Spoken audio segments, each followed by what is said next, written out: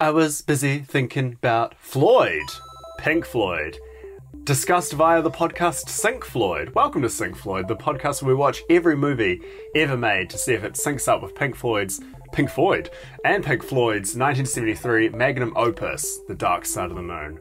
My name is Gareth Blackler, and he's been receiving all your letters. It's your crush, James Barron. Hi Hello. there, Gareth. It's me, James Barron, one of two possible heartthrobs for you, vying for your attention on this podcast. How's it going, my friend? Going well. I almost want to just speed past. Thank you for calling me your friend. You're my friend too. Hey. I want to speed past the pleasantries though, because we watched 2018's To All the Boys I Loved Before. Yeah. I've spent the whole week thinking about this movie. Wow. I need to know, what did you think of this movie? It was all right. Fair enough. I don't know.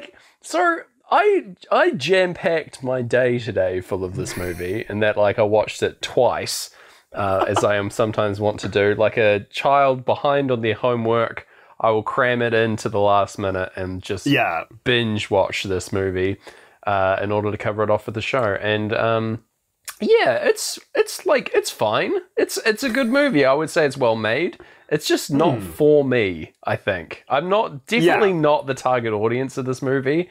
And it was an enjoyable watch, but it's not a movie I would seek out. I don't know.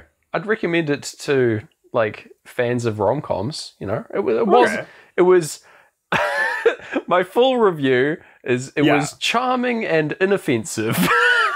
So, Yeah, it's very, very sincere in a way I feel like we haven't encountered on the show before. It's definitely every rom-com we've covered has had one raised eyebrow. This one, the eyebrows are low, the eyes are locked. Yeah.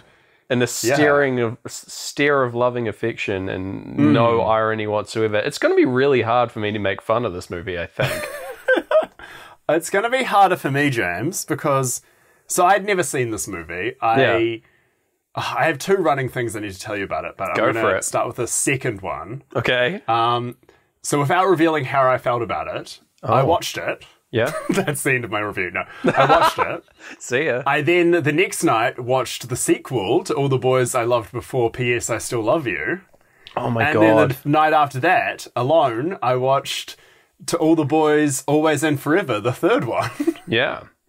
I mean... And then, went back to the first one today to give that another rewatch, this time with Pink Floyd. I can't lie, I am intrigued that there are three... And that this is secretly well, not really secretly, that this is a trilogy of movies. I was kind of shocked to learn that after my first watch, honestly, because I was like, wow, that's that wrapped up. But no, this is from an adaptation of a series of books, New York Times best-selling books of the same name, and of which I had never heard before, again, because it's not in my sphere of knowledge, but it was, I feel like the fact that you've just, watched the whole series does reveal somewhat your feelings. Yeah. Okay, so I chose this to cover because, we hadn't covered, a Netflix rom-com, and that's, such a big thing these days. And, if we're going to cover every movie ever made, we'd better... Absolutely. Carve off a spot into this world. And... I thought it was going to be a very different movie. I thought it was going to be... So the premise is Lara Jean, her love letters to all her crushes get sent out.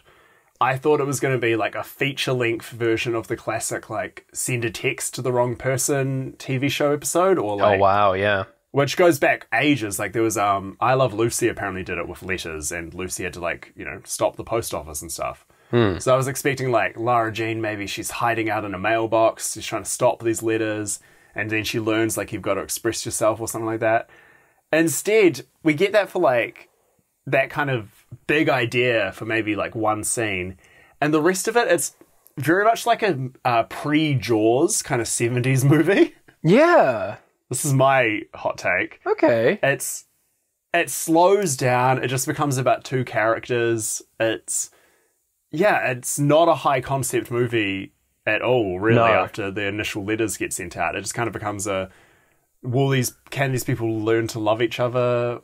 How are the repercussions of that and all their like little intricacies? Sure. And to spoil the rest of the franchise, it remains like that. It's just like, Okay. how are they going to do in the next year of high school? How will they Yeah. do when they're going to college? There is a character in the sequel called John Ambrose, who I think you're going to love if you ever see him. I mean, it's going to be this all for the next like 3 weeks, surely. I don't know. Like, Yeah, instead of doing like a Halloween special for the next month, just, we're we're staying booked. with these boys. Booked with the boys, I'm afraid.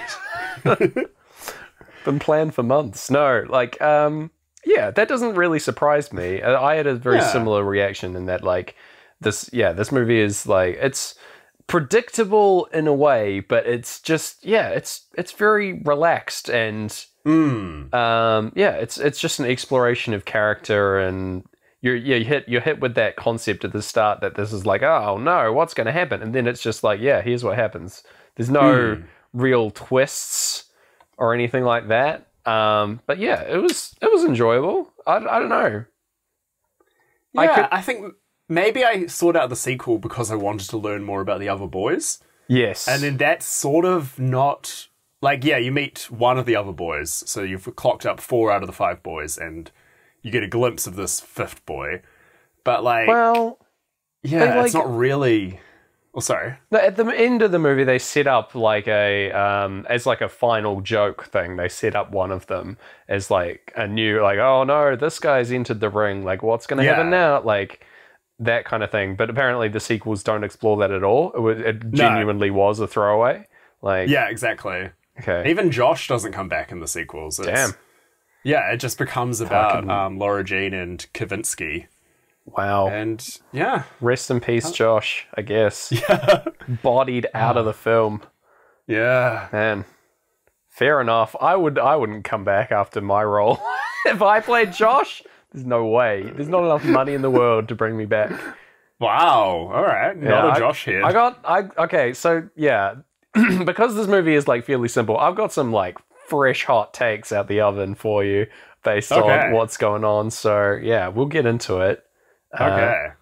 And how it synced with Pink Floyd, Gareth, eh? Yeah, let's dive on in. Like you said, we've got a very nice, easy plot to recap, but a lot of like little details I'm ready to talk to you about. Many intricacies to it, but it's not, it's sort of by the numbers, but in a way, it's a fresh take on that story. Yeah. Okay.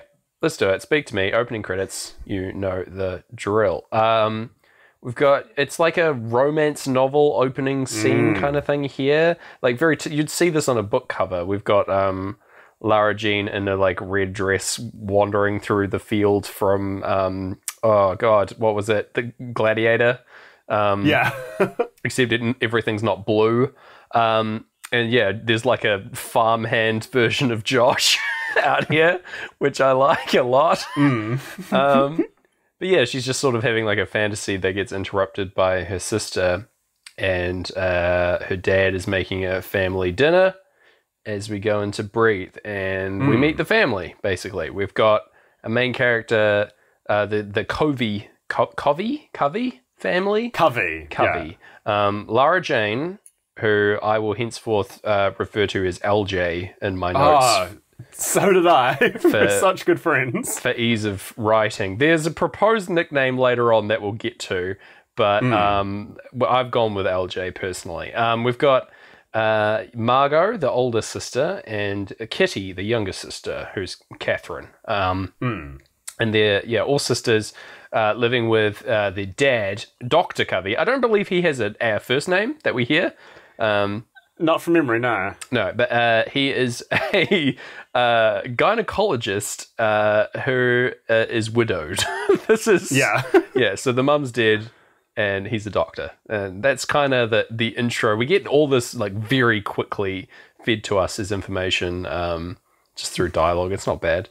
And just vibing out, having a family dinner over Breathe. We've got also here is Josh, who is Margot's current boyfriend, and best friend, I guess, of LJ. Been friends with him for a long time, like since before Margot started going out with them.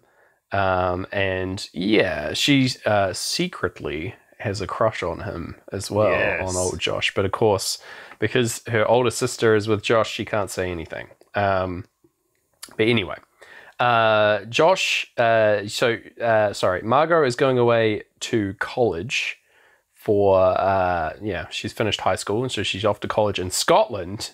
We don't find out where in Scotland, but that's pretty cool. Yeah. And Josh tries to surprise her by going along with her. He's booked plane tickets to, I guess, like, come along and see her settle in. I don't really know. Maybe he's just going to stay there forever. It's not really clear. I think because he's still got another year of high school. So I think he's just going to pop in. But okay. Yeah, he drops this out of the blue on her. Yeah.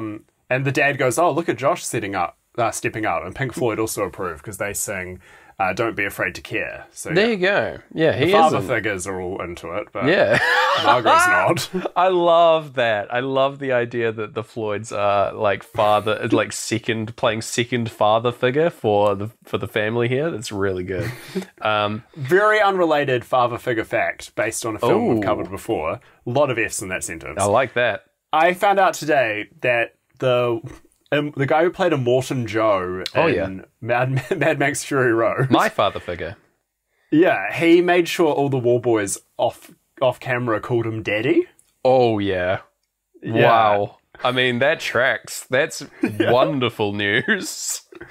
And they all had their own gym, those actors that would work out in. And the war boy he put up photos of himself all over the gym. This is fucking great. This should have been in the movie. We should have seen the Warboy gym with just like huge ornate portraits of Joe up around. Yeah. God damn. That's a wonderful diversion, Gareth. I'm glad that you brought that to my attention. I was like, I've got to tell James, but I can't just tell him as a civilian. There has to be a microphone. No, our friendship is long gone. It's strictly business from here on out. Oh yeah. Oh my gosh.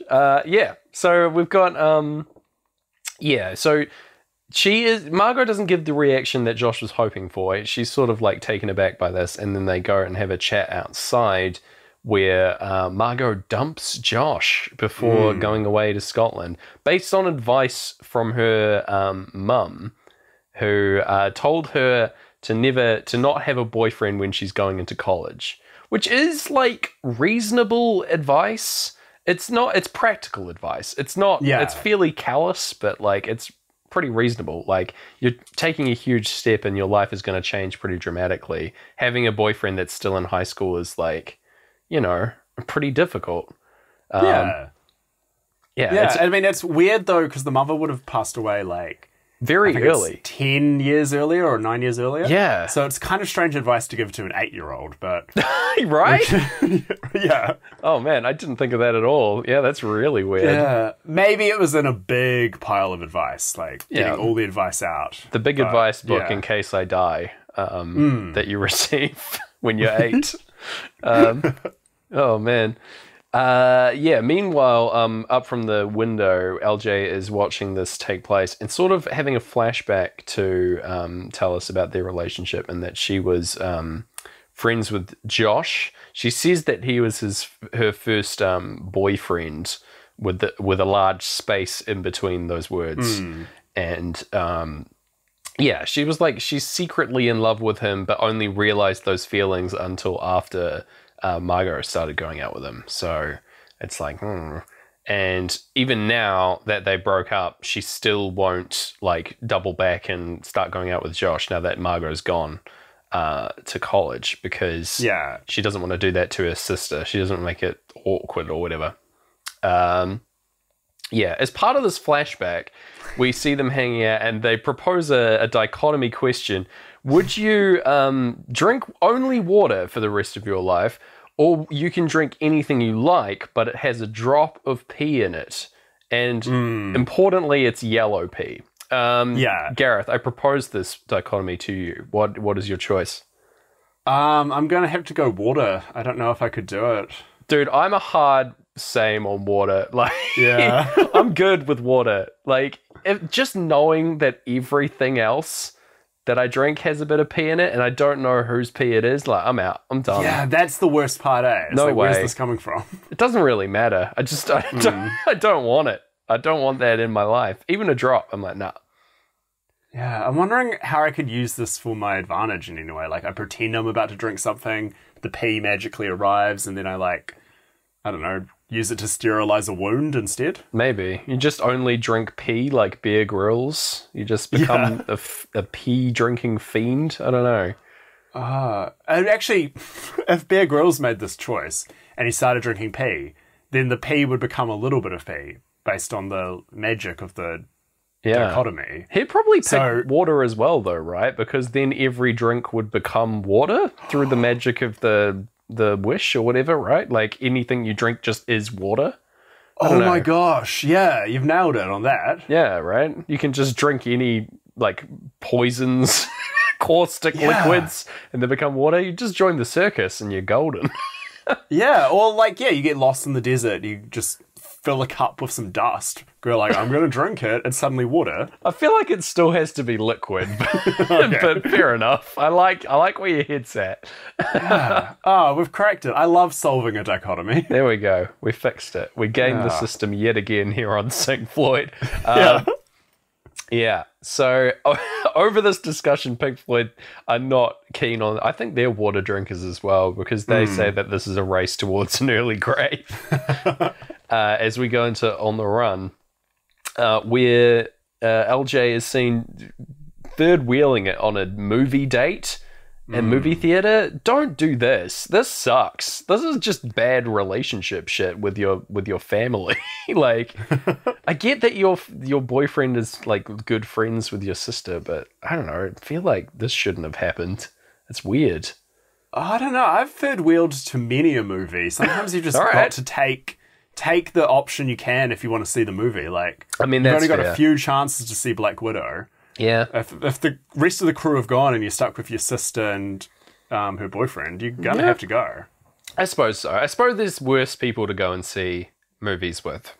Yeah. But it appears to be like some kind of, they could be watching this movie, and I feel like it wouldn't be a good fit. Yeah. Everyone in the cinema's smooching except for not a great vibe. Anyway, so she is dealing with these feelings, and the way she deals with it is by writing letters. So she writes a letter to the boy that she likes, expressing her feelings in like full detail to them. She addresses those letters and then like hides them in a little box forever, which is honestly like fairly decent advice, especially for like processing feelings when you're in high school. Writing things down and like working through your problems is always a good strategy. Like, it lets you think. I do this shit all the time, not specifically with like love letters or whatever, but like writing stuff out helps me solve problems. It's a good strategy. Yeah. Oh, absolutely. I did it in high school. I remember writing out stuff about crushes and then feeling the crush kind of go away once I'd written it down. Well, it was really worked. You just like, instead of like agonizing about it, you write out exactly how you're feeling and you like categorize it, or you like, you process it, right? And you feel better for doing so, because then you know how you feel about it and it's all there on the page, right? Like that's, I think it's only ever going to make you feel better, right? Unless you're doing like the crazy scrawling of like, why don't they love me? Like that kind of thing. If that was the contents of one of the letters, we didn't see it, but you know. Yeah, I actually I have a weird trait where I believe a lot of my ideas are good until I write them down, and then I can see them as not good and I can let them go. So it's very, in that regard also very helpful, like for like comedy or business or something, just be like, oh no, that's not going to work. Oh, good, thank you. Instead of like build it up in your head for years and then finally explain your comic book idea about Immortals to your girlfriend and she tells you that's really similar to the plot of Netflix's The Old Guard, Gareth. Oh my gosh. Except just a little worse. I mean, it could still work. I don't know. I haven't seen the documents, so, you know. Don't give up on your dreams, just in case. Okay. Yeah. it works out for this girl, you know? Like, she writes down some of these things and, like, she doesn't fully give up on them. So, you know. But anyway. Also, it's at this point that as she writes this letter to Josh, she starts, like, Tyler Durdening him into the room. He just starts appearing in and around her and, like, speaking to her directly from her mind.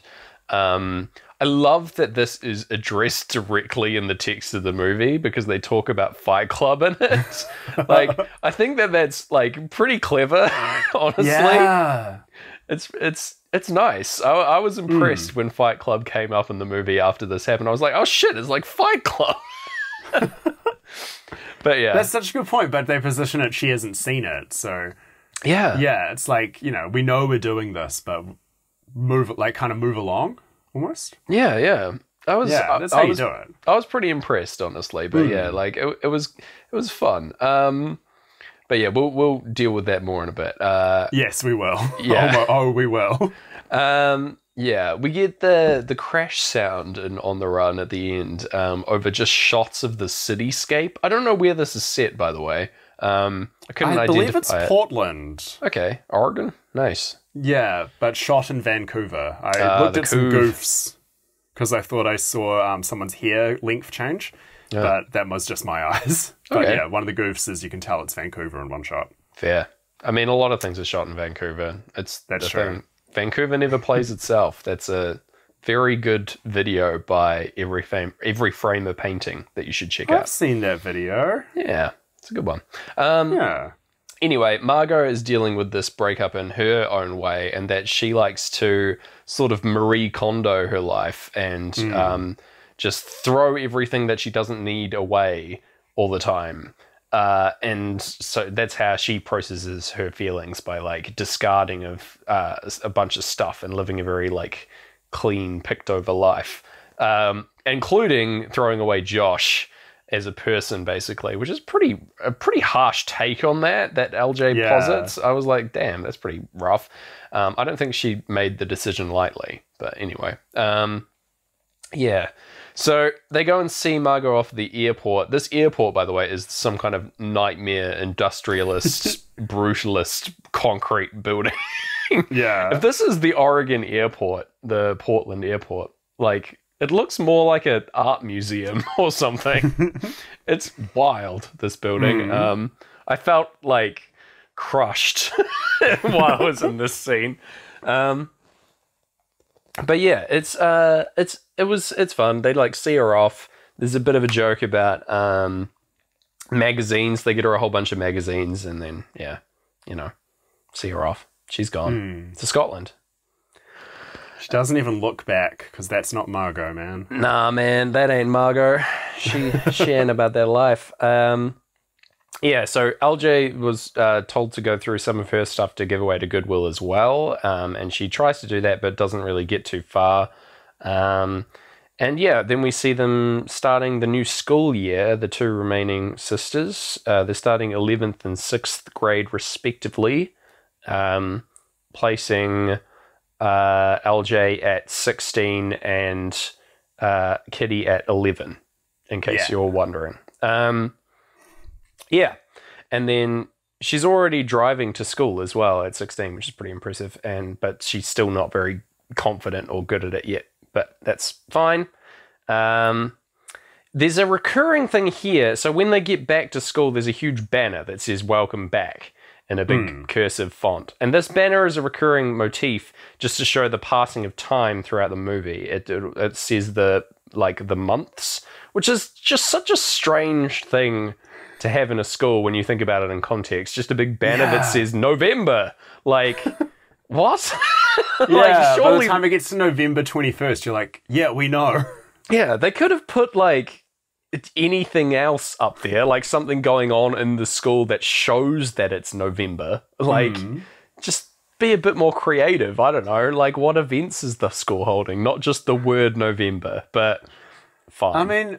the school then only has to make 12 banners and use them from now until the end of time. Yeah, it's just it's September through August, and then welcome back. Like, that's it. Just like those that's all they've got, all they need, you know? Oh my God. I mean, I guess it'd be October through August. Never mind. I don't know how months work. It's been a year. No, or the US school system. Yeah, it's all different over there.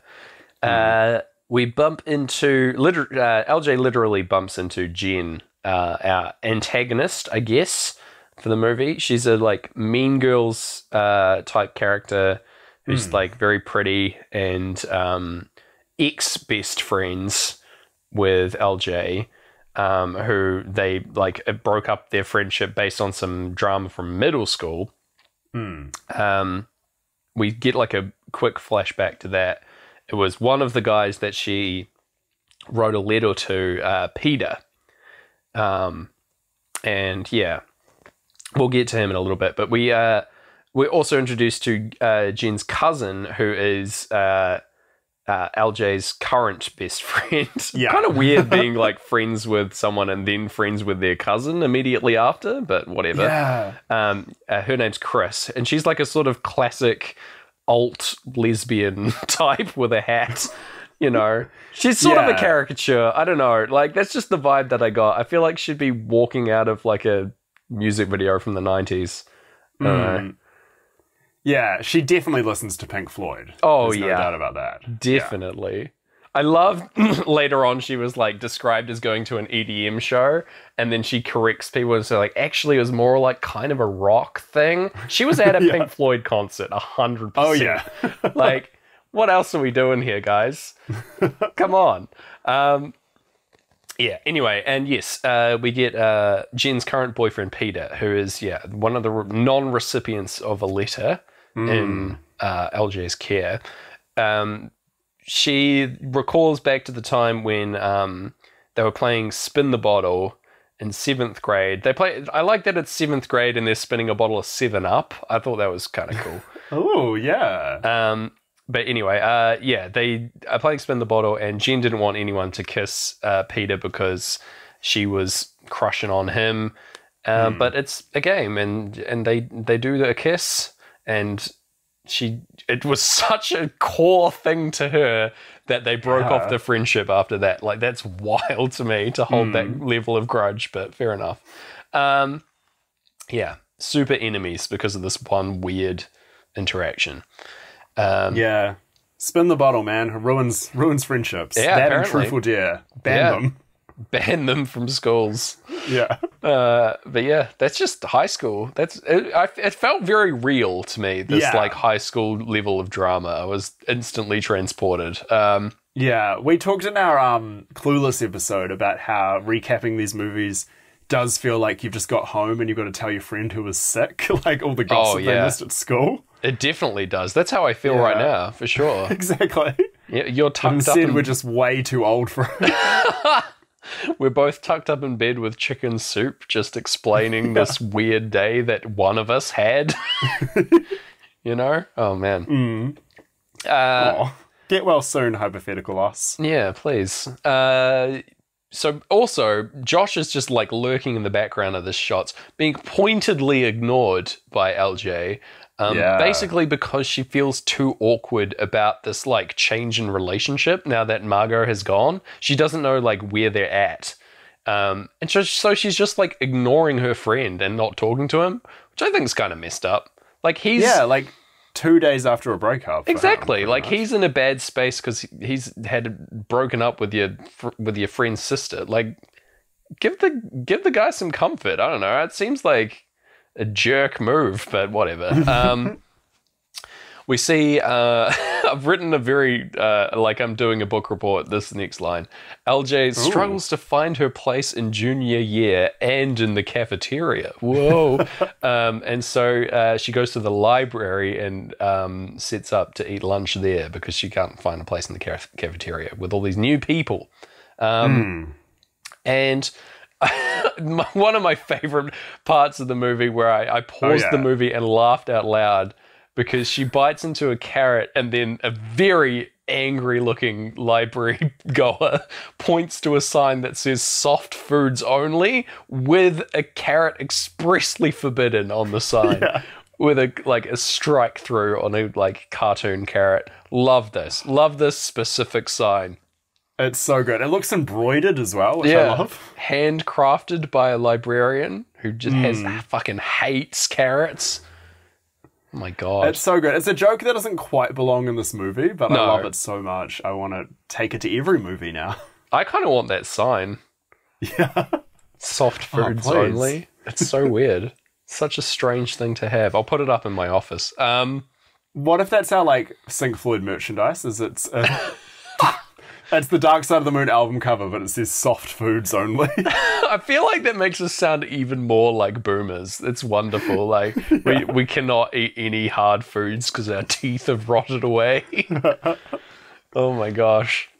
I love it. Yeah, lock it in. It's our secret passphrase. If you say soft foods only to us, if you see us out in the streets of the world, we'll know. We'll know that you listen.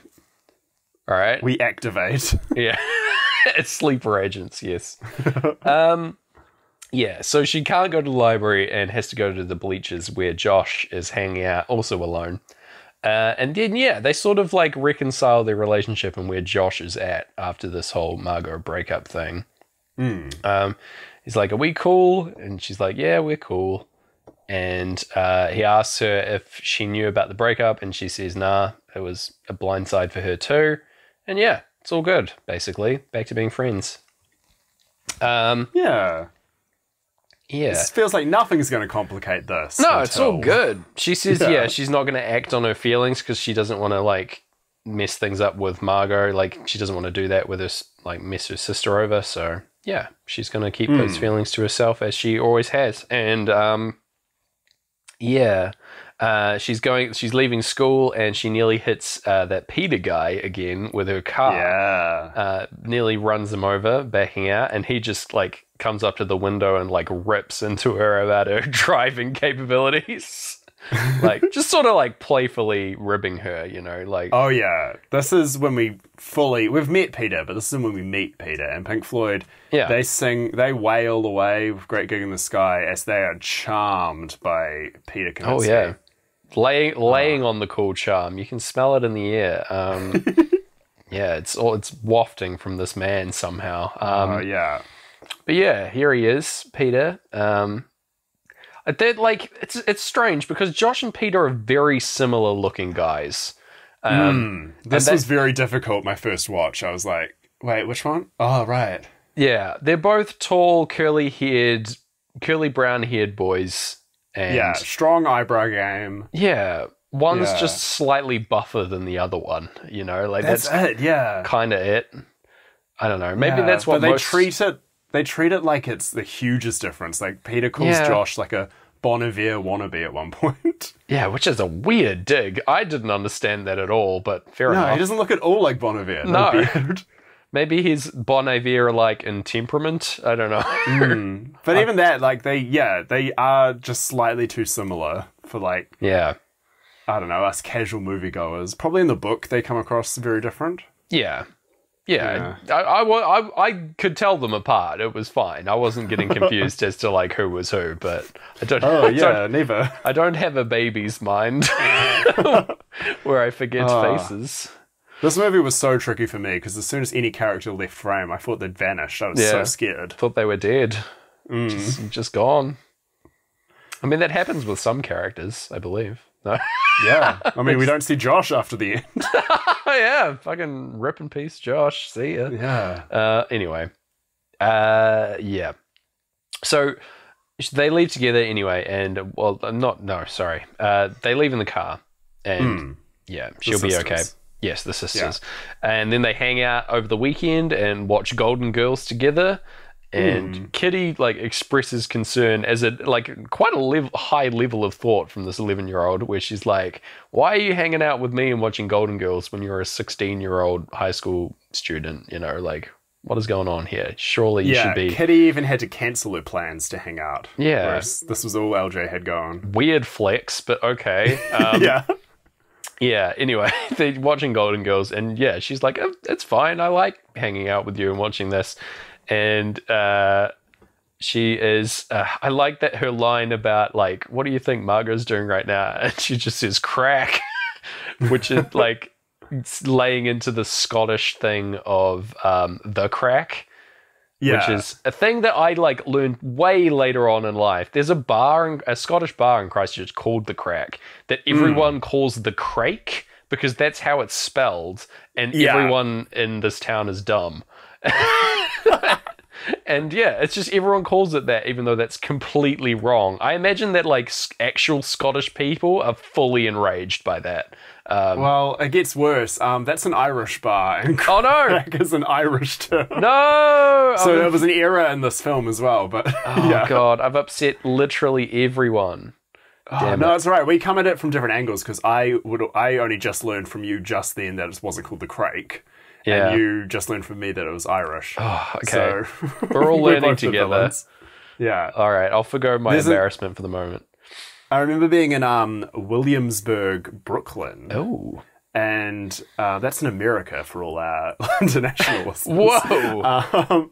And seeing an identical The Crack bar, like to the one in Christchurch. And like that one has a reputation for being incredibly uncool. And then I was in like the cool place in the world. And I was like, huh, stars just like us. They still have the Crack over there. Yeah. It's always there, just lurking. Everyone's got the Crack. Yeah. But yeah, I like I just enjoyed that joke. And then Kitty's going to take matters into her own hands. And that's the Crack. That's that's what's happening, all right? And yeah, the following week, we go into Money on the Monday.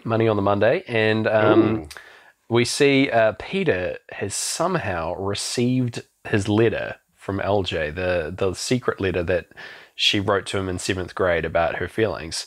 And she sees this, they're like running track at the moment, and just has a sort of panic attack and faints at the overload of high school embarrassment. As you would. Yeah. So she like full on goes down, and yeah, he helps her up. He's like, I'm flattered, but like I just broke up with Jen. So I'm not really in a place to deal with that. And yeah, she's like sort of reeling from this when she sees Josh over Peter's shoulder also holding his letter that she recently wrote to him. And it's like, oh no. She sort of freaks about this, and as like a panic reaction, lunges into a kiss on Peter. Now the logic here is that this is some like insane quick thinking on her part, but she's saying that if Josh thinks that she is in a relationship with Peter, then he won't talk to her about the letter because it would be too awkward to bring up as like a relationship thing. I don't know. They're old friends, so it seems like a stretch in general. Yeah. But it's very weird. And the kiss as well is incredibly out of character for her. Like, to just kind of leap on him. The fact that she thinks there'll be no repercussions from this is pretty insane. But she is acting on like a wild instinct at this point and just sort of trying things. That's true. And she's been raised on like 80s movies and stuff. Oh, so yeah. she's probably assumed like... And romance novels. Like her animal brain probably knows, like animal brain being like your basic instinct probably just went to, what have I seen work? Yeah. Okay, this has to work, like with no logic behind it. Yeah, that makes sense to me.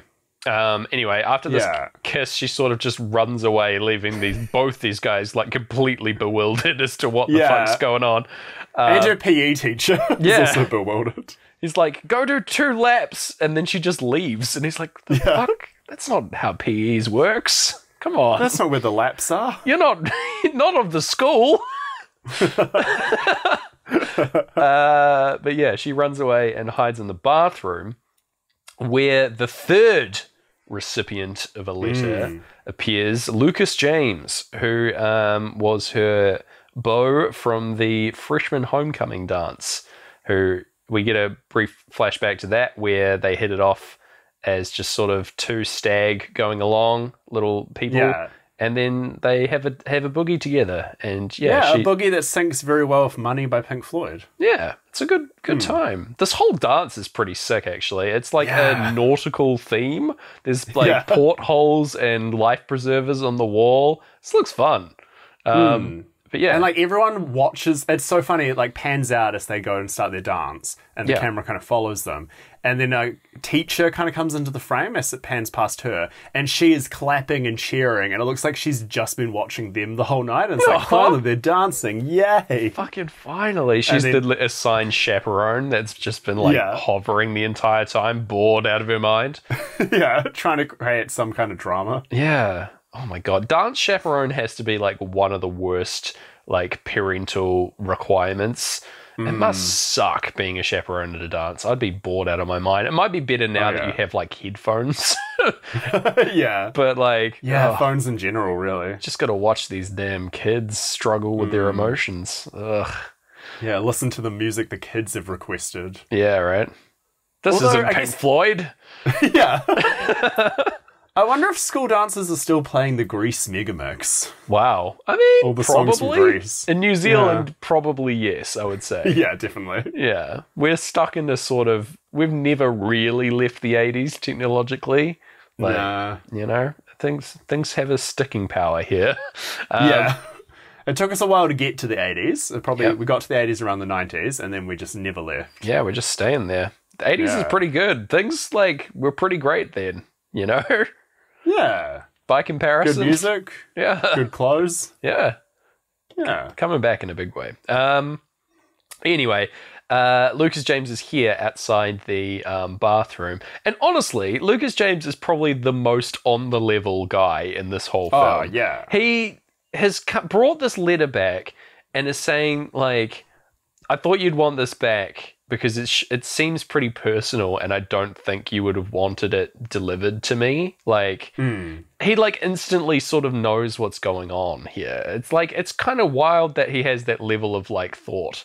And also, he's just like so like comfortable with who he is. He reveals to her that he's gay, like semi-openly.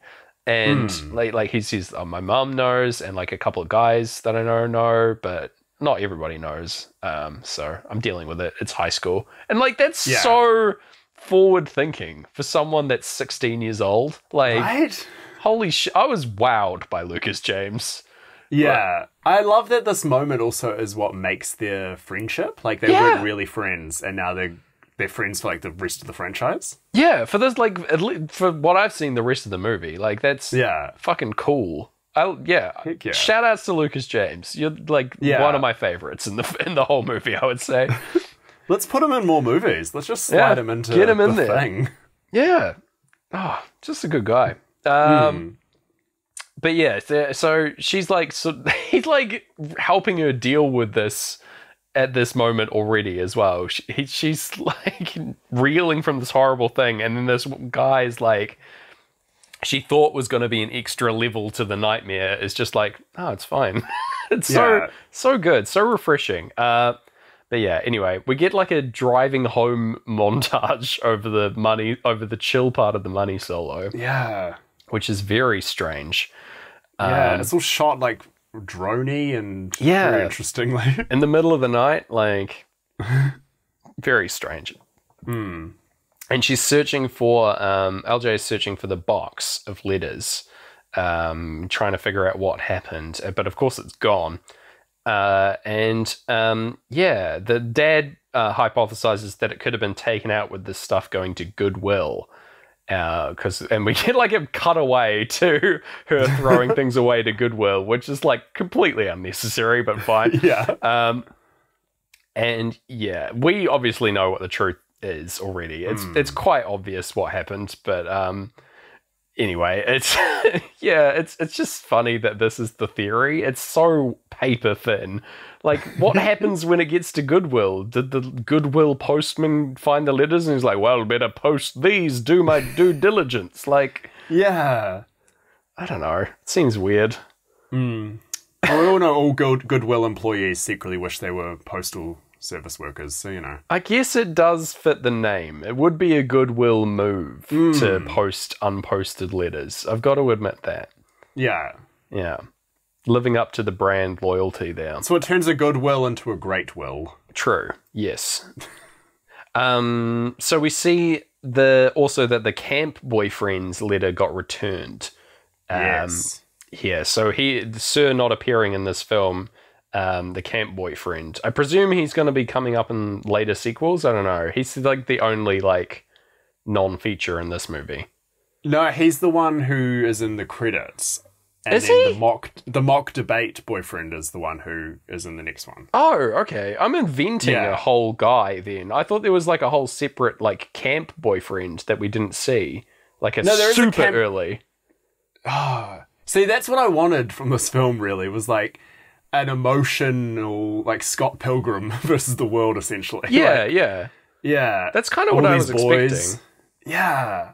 I thought like maybe some of the boys would have been secretly obsessed with her and like finally this is their chance and all these hijinks. And, you know, I'm happy with what I got, but I don't know. I don't know what I'm going to... That's maybe why I watched the rest, is I wanted to collect these boys. Yeah.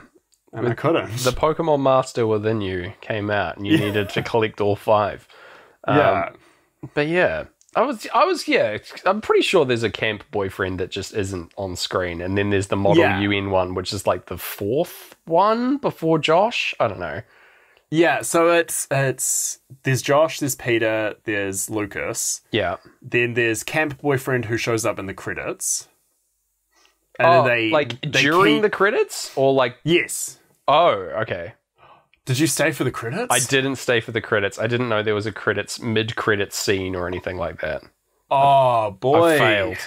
That's where the confusions come from. Okay, so we're both right. Okay, good. Okay.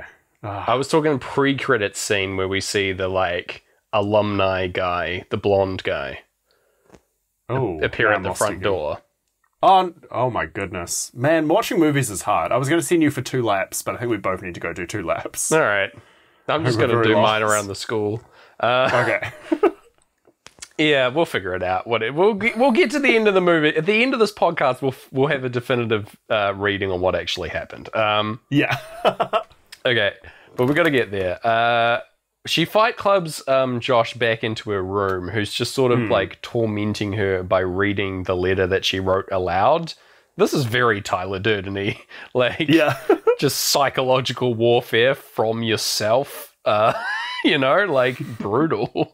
Yeah. But yeah, and then real Josh, like, comes to the house to try and, like, talk to LJ like a normal human would in this situation. And she runs away again. She, like, flees to a cafe. Yeah, she climbs out of her window and falls off the roof, which was... very dramatic. Quite a big fall. Like, I feel like you get hurt. Like, she goes like, ow, ow, ow. But, like, that's like 6 feet or something. It's pretty far. Yeah. And she, like, falls sideways. I thought it was another one of her imagination moments. But no. Yeah. I feel like you'd maybe break something. It's pretty big. Yeah. Pretty big fall. But yeah, she goes down to the Corner Cafe, which is the most generic named cafe I've ever heard of in my life. Yeah. Yeah, this place looks okay, though. I would go here, in spite of the name. And Peter is also here, just sort of being like, so what is going on? Because you said that it was a big misunderstanding and you don't have feelings for me, but then you kissed me. So I'm going to be very clear and say that it's not going to work out, babe. Like, yeah. Just got out of a relationship. We need to have some distance. I'm flattered, but you're real weird. I love the line, your mouth was saying one thing, but your mouth was saying something else. Yeah, it's pretty good. Yeah. Pretty sweet line. But yeah. And then she sort of explains, because she's sort of mildly under duress about this whole letter thing. He's like, oh, I'll tell the whole school about the letter. And then she's like, all right, I'll tell you what happened. Josh also got a letter, and he's like, oh, I thought I was special. You sent 2 guys letters? And she's like, I sent 5 guys letters. And yeah, so she sort of like runs everything by him. And yeah, she's like, it's all good. But yeah, I'm not going to fall for you or anything. It's fine. Just, yeah, we can go our separate ways now. Thank you for that. Yeah. And yeah, so he drops her home in his giant car, like a massive Jeep. So big. It He's comfortably fits her and her bike, which, Yeah. if anyone owns a bike, it's hard to get those things around. He's obscenely rich, this boy. But anyway, so she, he posits the idea of like continuing this ruse going and them being in a sort of fake relationship because that way she doesn't have to deal with Josh and explain this awkward situation that she doesn't want to. And he'll make Jen jealous, who is his ex-girlfriend that he wants to win back, because, which is, it's a bad idea all round. It's gonna hurt a lot of people, and it's a lie, and it sucks. And she's like, yeah, no, I'm not gonna do that. And he's like, well, think about it. And eventually she's like, well, but what if this idea was good? Yeah. You know, and she comes around and says yes. Yeah, it's brutal. Again, this is a really bad way to treat a friend. Poor Josh is getting dunked on from go in this movie. Like, basically, is this why you wouldn't want to play Josh? Yeah, if they paid you. Absolutely. He just gets dunked on for no reason. Has to suck it up the whole time. Is still a good friend at the end. Like, in spite of all this stuff, where I'd just be like, I'm fucking out. Like, I'm 7th grade Genevieve. I'm dropping you like a stone. Like, come on, man. Just be a better friend to your supposed best friend. Don't lie to their face and, like, screw with their emotions. Like, he got hurt recently and then hurt again by the reveal of your feelings. Like, what the fuck? I don't know. It seems rude. I guess so in the books, because though. I looked it up, I was curious about Josh's fate. Yeah. Is he, like, they become friends again and then he kind of just fades away? Like, he gets a new girlfriend, he goes to college. Great. Like, just kind of lives his life, and it's just kind of a natural fade away that would happen at that age. I guess so. You know, our boy does okay in the end. Realistic, but, like, still depressing, honestly. This is so, he gets, like, fucked over by this family pretty severely, and like, doesn't really get any recompense, but I guess that's, like, real life, you know? I don't know. It seemed bleak. I felt bad for Josh throughout this whole film, but, you know. Yeah, you're right about the family, because even the dad, like we said earlier, just going like, "Oh, Josh stepping up," is like a pretty brutal thing to say. Stepping him up to get knocked down, you know? Yeah. I don't know. But anyway, so she comes back and decides that, she is mulling it over and, like, has the Fight Club thing again with Josh, but also Peter this time appearing as, like, an extra person that she's imagining. And, she decides to go on with the ruse, goes down to the lacrosse field. I love that he's a lacrosse jock. Yeah. Like, how bougie can we get? And, they decided to deal. And then they draw up a contract detailing the rules of their fake relationship over lunch together. First of all, no kissing between parties. But you can put your hand in my back pocket like 16 Candles. And he hasn't seen 16 Candles, so they say that they have to watch 16 Candles and Fight Club, which I enjoyed.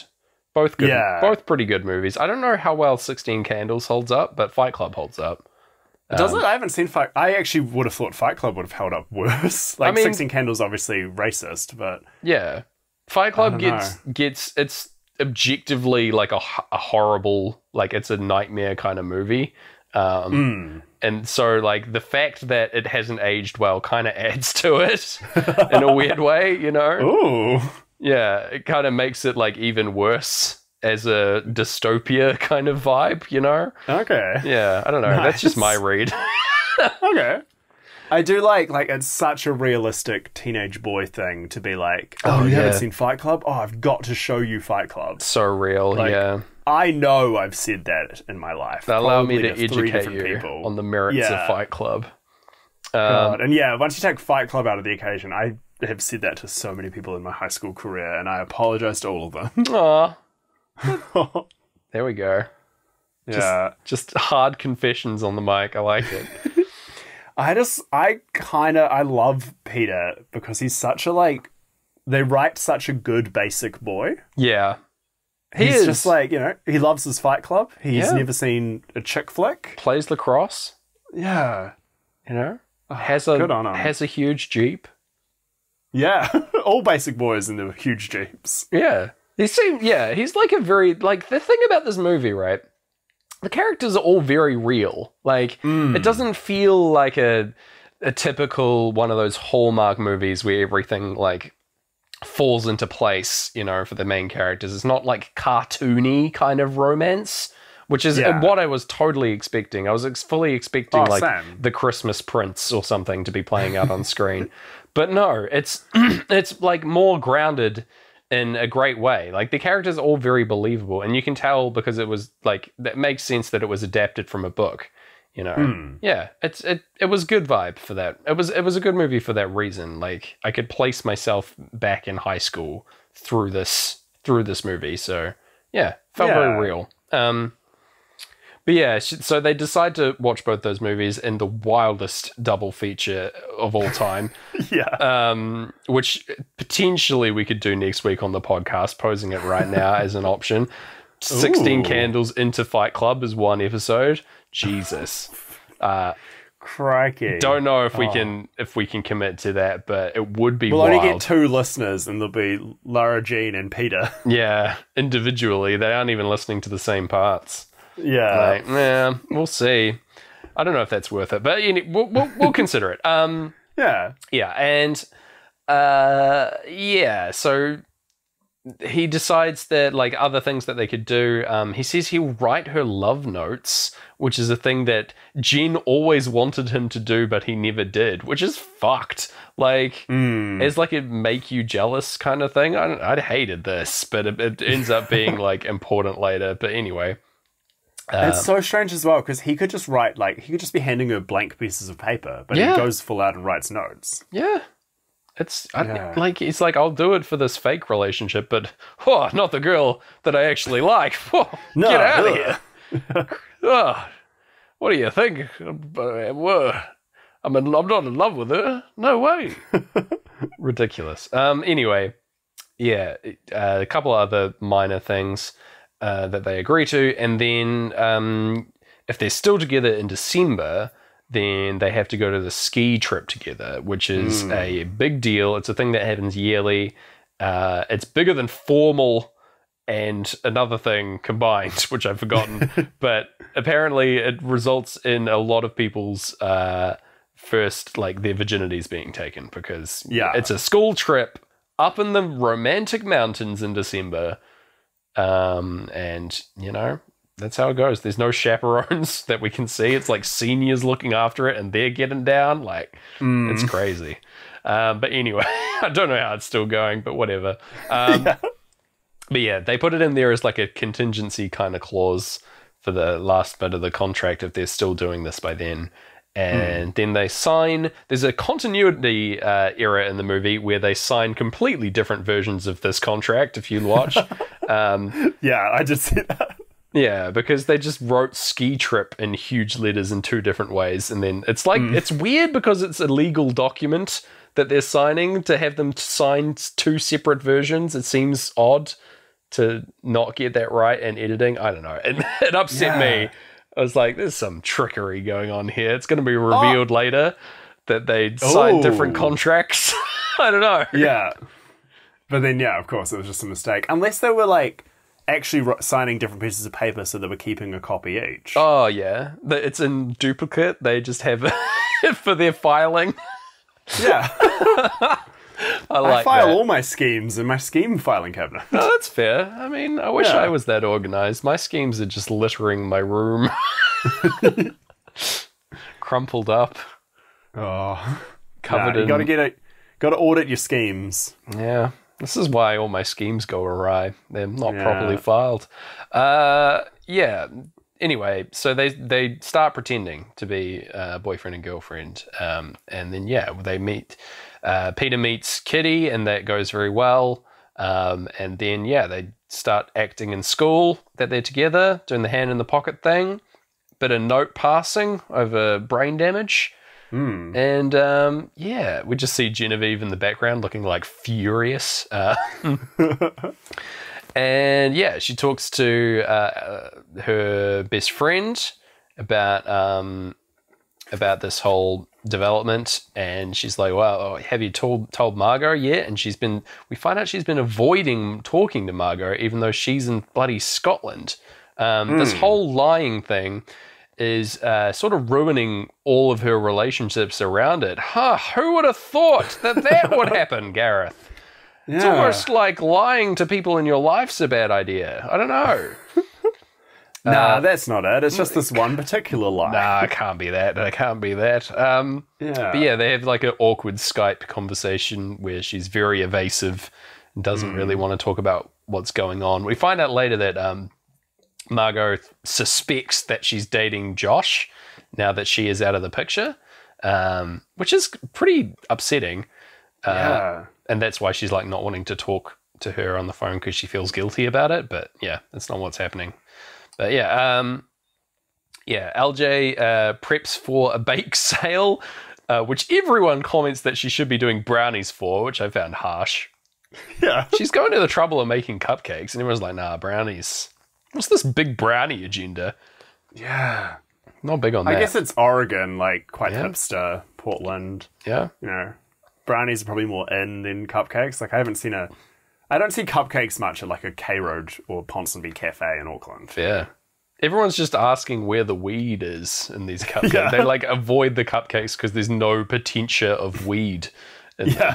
You know, everyone only buys brownies at cafes and bake sales because they hope there's been a mistake and they're like dank. Hopeful hippies out there just wanting a baked good to light up their life, you know?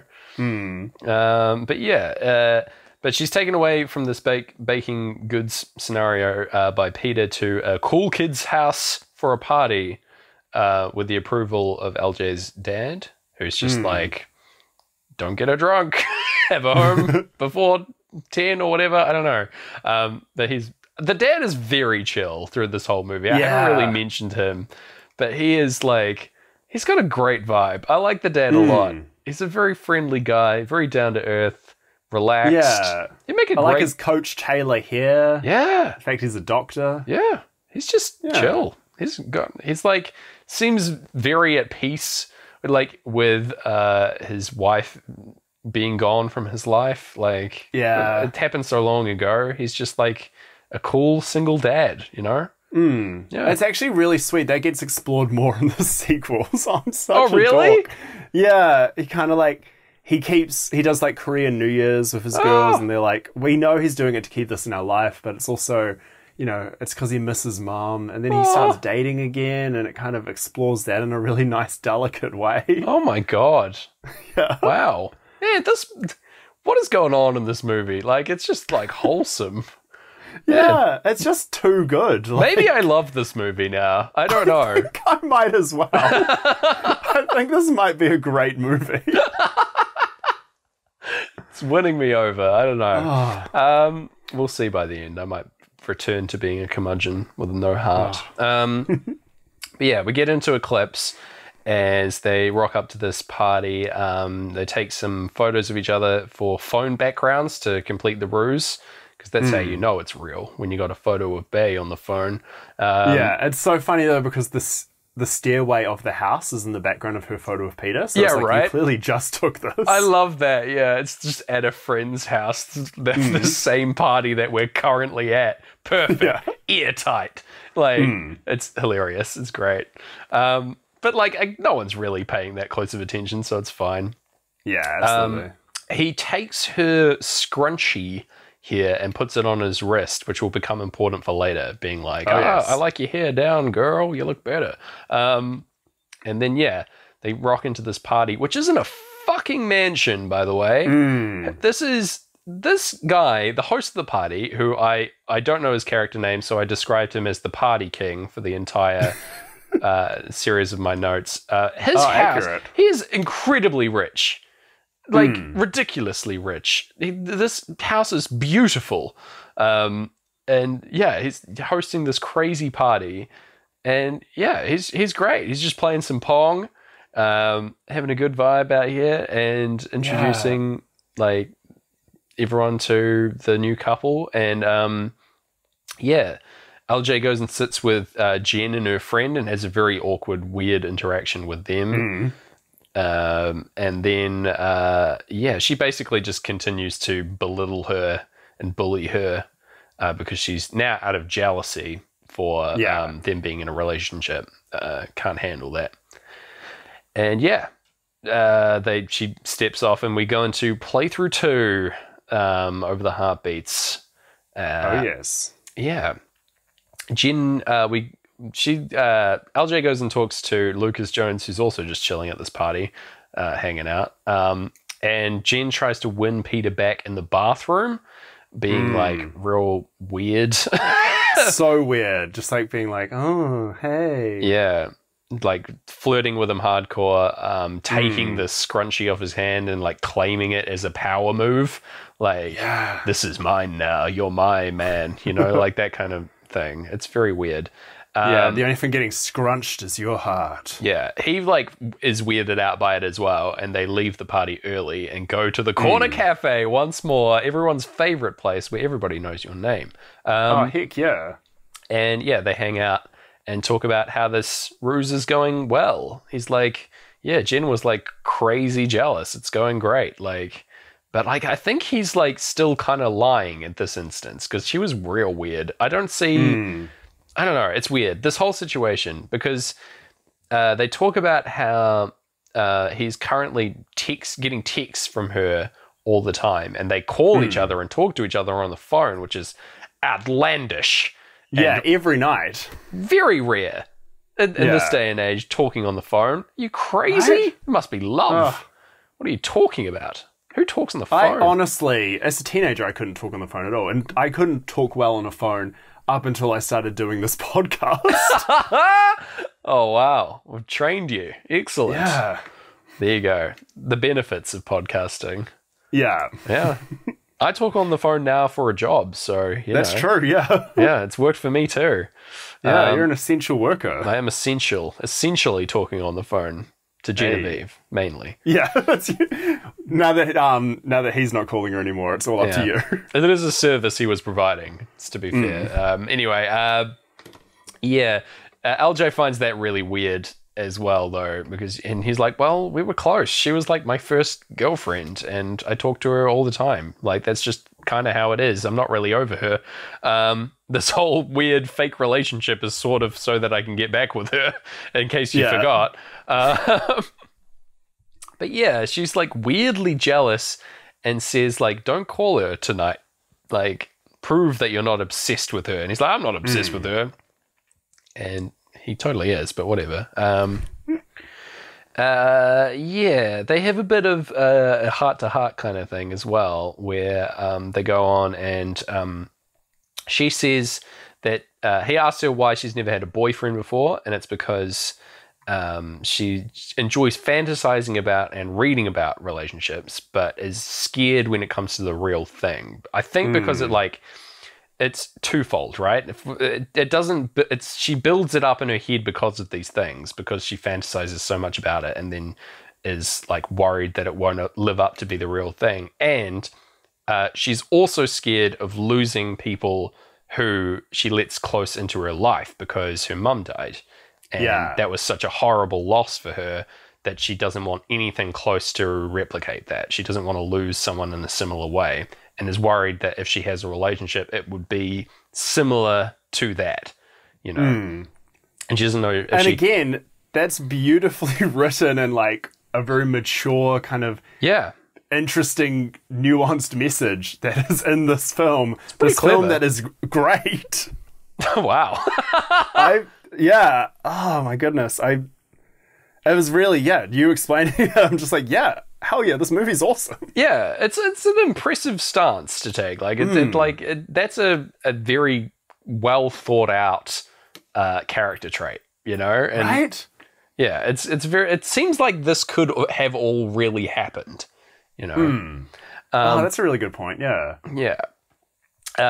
And then, Peter talks about how his dad divorced his mum, and started a family on his of his own.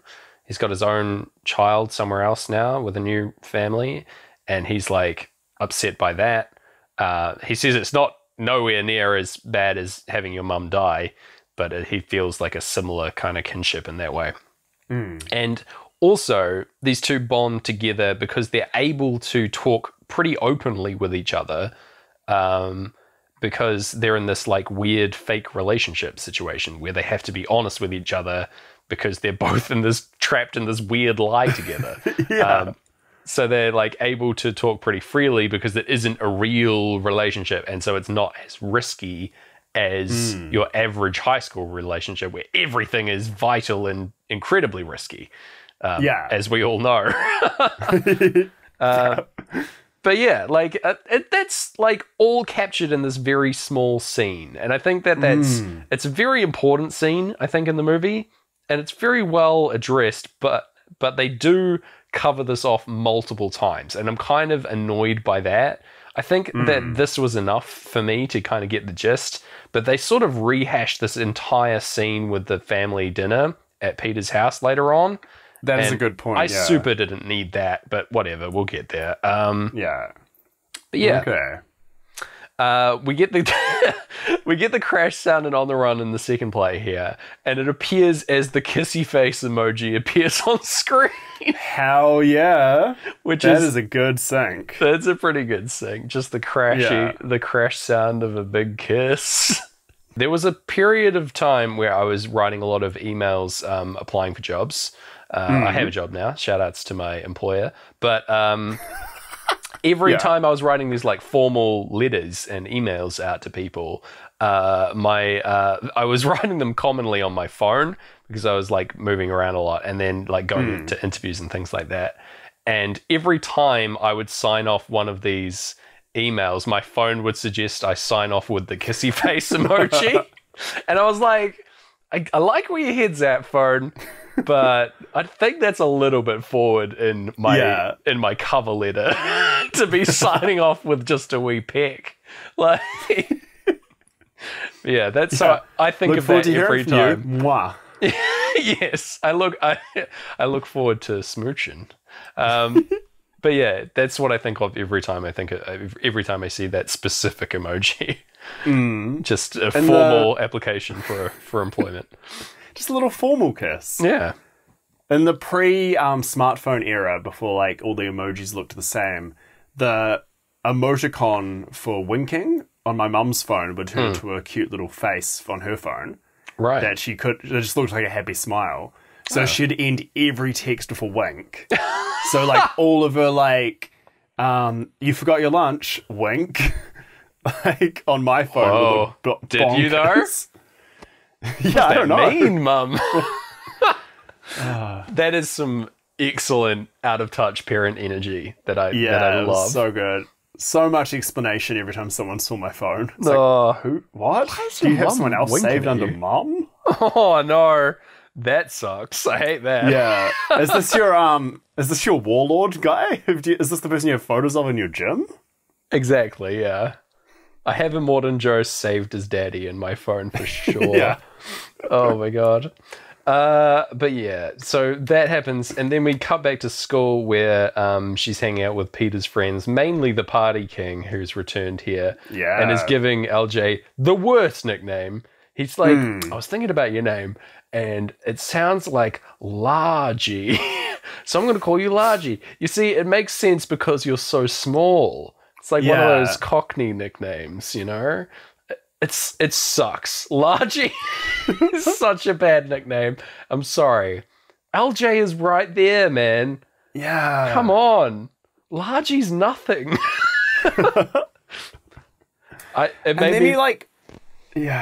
It made me feel way less bad about calling him the Party King. Like, just giving him a nickname immediately. So, you know, I was like, if you've got Largy, then I can call you whatever I like. Exactly. I don't need to learn your name. Exactly. But yeah, I do love his manic energy, though. She asks if he's on something, which is just... And he's like, no, I'm on to a good nickname for you. like he's some weird salesman. It's so good.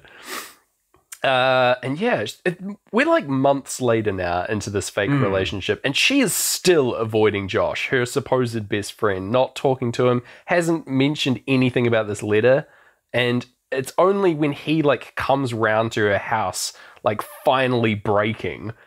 It's like festered for like a whole month, this horrible thing. And he's like fully frustrated and like basically this goes very badly. Everything comes out wrong. He's like very frustrated and confused about like what her feelings are, why this was all revealed, and then she started dating Peter, who he doesn't like as a man. Like he thinks he's this dumbass jock guy. And yeah, it's like he's left like spiraling immediately after this horrible breakup with Margot, his like long-term girlfriend. And then, yeah, he's reasonably frustrated after not like having to deal with this for like a whole month from his supposed friend. And she just like brushes him aside, still not really like wanting to deal with it, which is brutal, I thought. It sucked. Yeah, nothing gets resolved here. These guys are just, like, no longer friends now.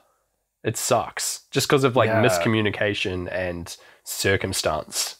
They were fine before. They had that chat, and it was, like, they were all mates. And then this whole thing happened, and she just, since she's scared to talk to anyone, like, it spiraled out of control. Yeah. You know?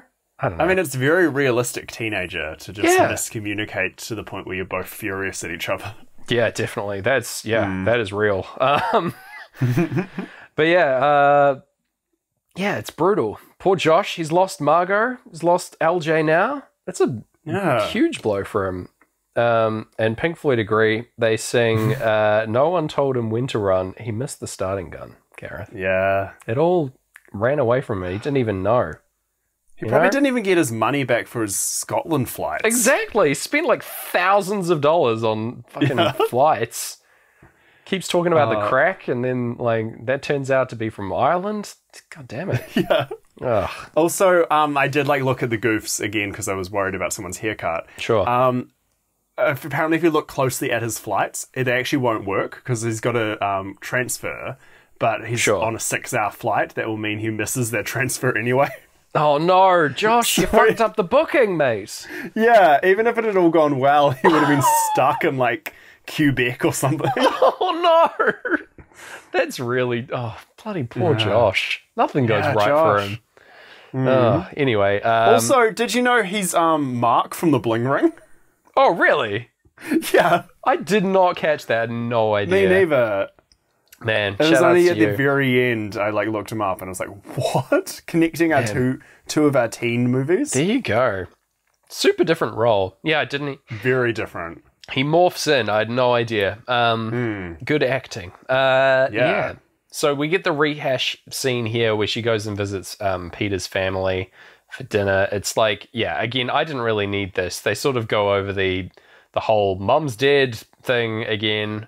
And how they can, it's cool that we can talk about this heavy stuff with each other. Isn't it great? It's almost like we're in a real relationship. Ha ha ha ha.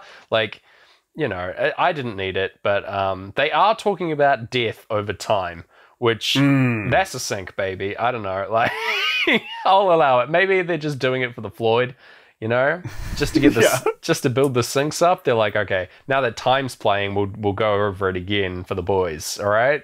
Yeah. Like, that could well be it. It's also like a kind of, there's a nuance to it about like how time changes the way you think about missing a loved one, and like you feel guilt if you like forget or something, or you feel guilt for moving on, which is also again beautifully nuanced for this movie. Yeah. And like kind of works as well for time. Like, you're gonna die, but time will keep moving. Exactly. It's definitely on theme. And a good take. Good takeaway from the film, for sure. But yeah, she's sort of like melding into this relationship and like enjoying the fake relationship more and more, like letting herself pretend that it's a real one. To the point where, they're hanging out. They go to, she's having lunch with Chris, illicit Subway lunch. underneath. Oh, we haven't the even bleachers. covered the Subway yet. What is going on with Chris and Subway? She fucking loves Subway, first of all. It's a weird either sponsored deal in this movie that she just fucking hugely loves Subway. This isn't even the first Subway reference we've had. She got a text earlier about Subway. She somehow has a Subway emoji on her phone. She loves it that much. What the fuck? Like, who coded that for her? Downloaded the Subway app and get the free Subway emojis that only the sub fans will use. Yeah. Like, what is she like? Her half of her character is being obsessed with Subway. Yeah. Like, it's kind of terrifying, honestly.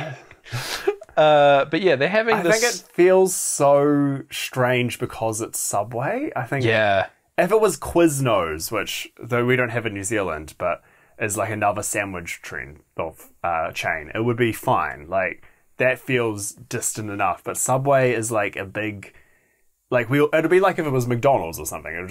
We immediately bristle and go like, no, you're putting this in here to try to sell me delicious foot-long subs. Yeah, I don't know. I found out the other day, by the way, that Subway is so omnipresent that they have more franchises and chains than McDonald's now. They're the most popular. No way. Yeah, they're the most popular fast food vendor in the world in terms of like franchises and shops that they have. Crazy. They're so everywhere. Yeah. Yeah, I remember hearing a quote. I think it was about McDonald's, that it's not a restaurant company; it's a real estate company. It's all about finding the perfect spot to put its franchises. And yeah, Subway's definitely the same. Like, there's a Subway when you need it, within arm's reach. Yeah, it's true. I always go there and then like, I don't enjoy it, but it's not like as unhealthy for you as McDonald's in my mind. Yeah, even though it probably is, but I don't know. It's just always there as an option.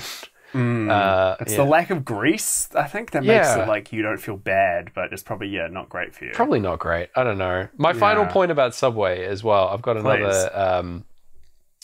What was it? Shit.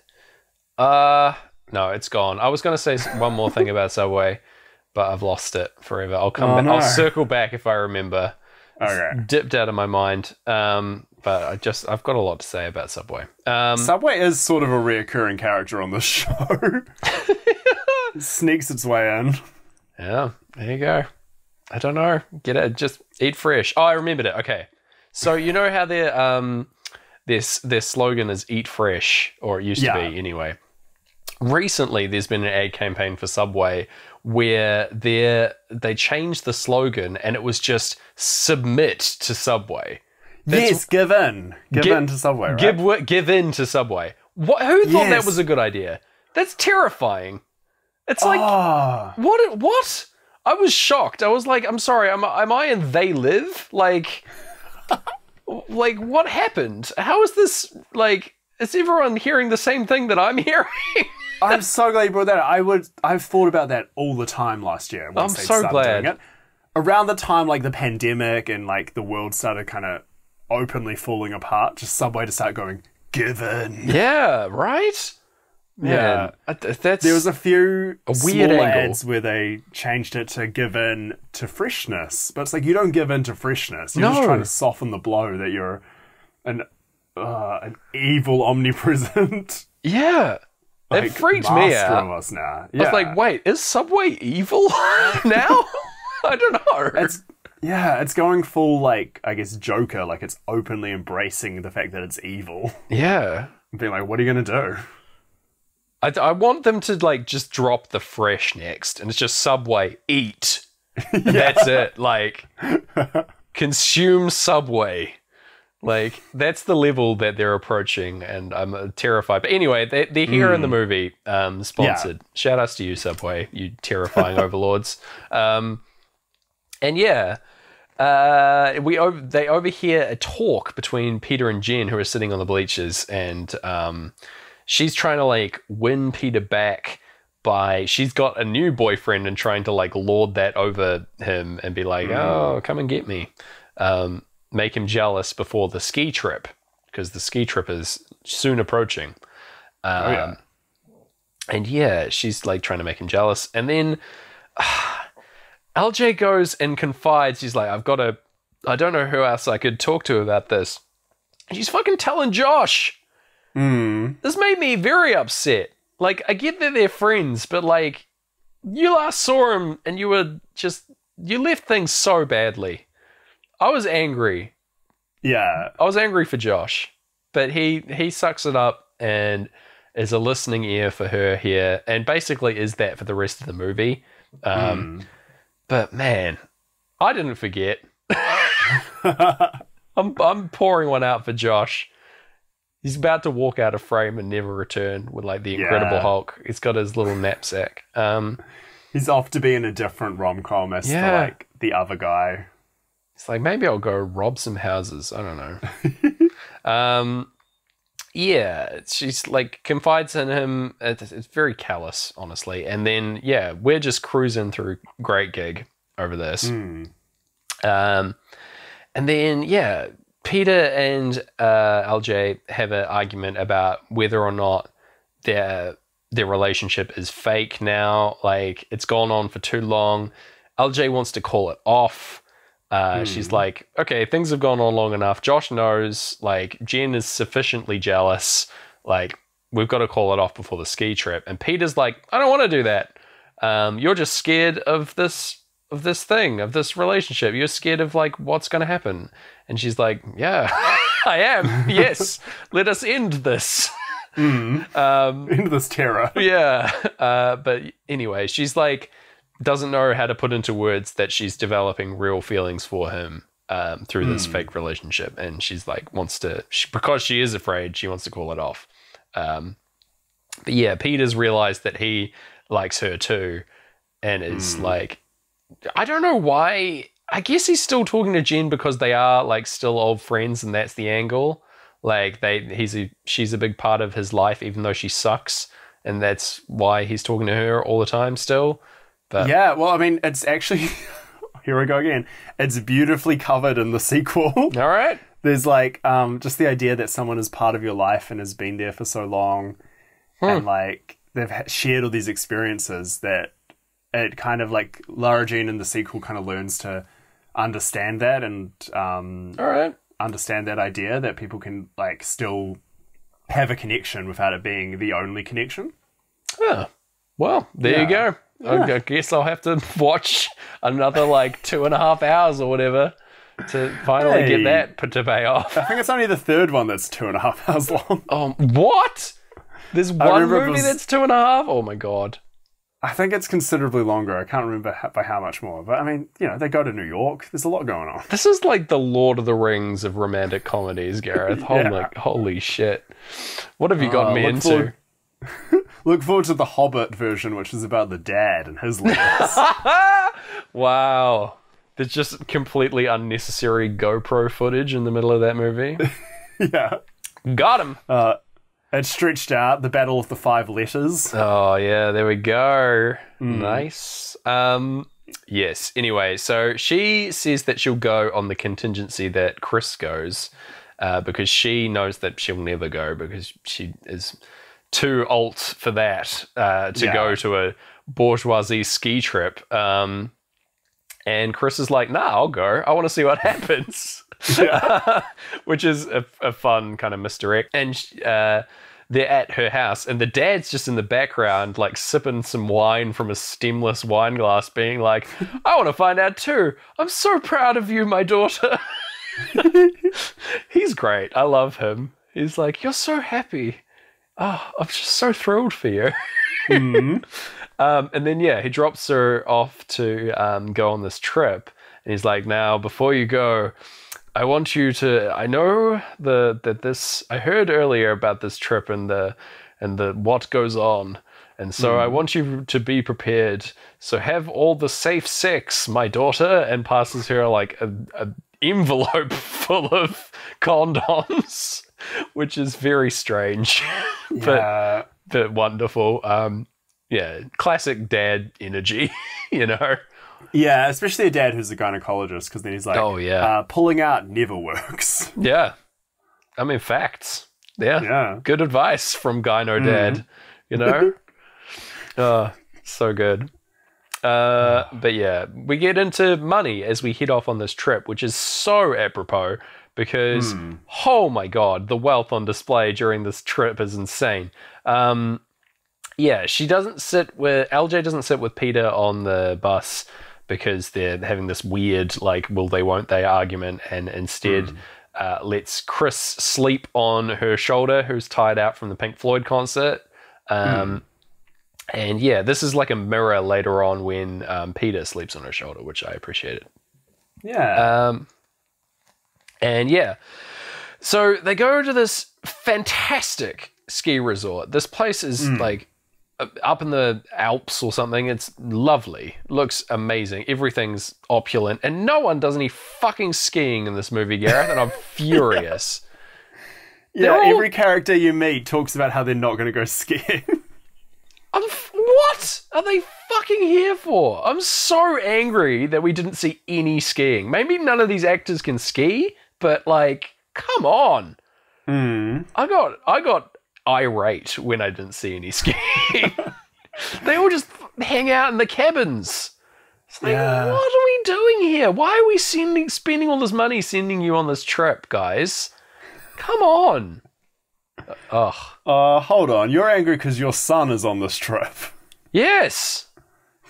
He's out there not skiing. Yeah. God damn it. Ugh. Putting me out of pocket. You bet. I want to see. I would believe Peter is your son. Okay. Wow. Like, obviously not in terms of age gap, but like, there's a resemblance. All right. Of good-looking guys with good eyebrows. Yes, my large jock son. He picks me up in his enormous arms and then drives me in his enormous Jeep. He takes me around. I love my large son very much, Gareth. You know what they always say, love your large son. It's a very strange image. My favourite Pink Floyd lyric. I'm going to take that in stride, that very strange diversion, and move on. Sorry. Yeah.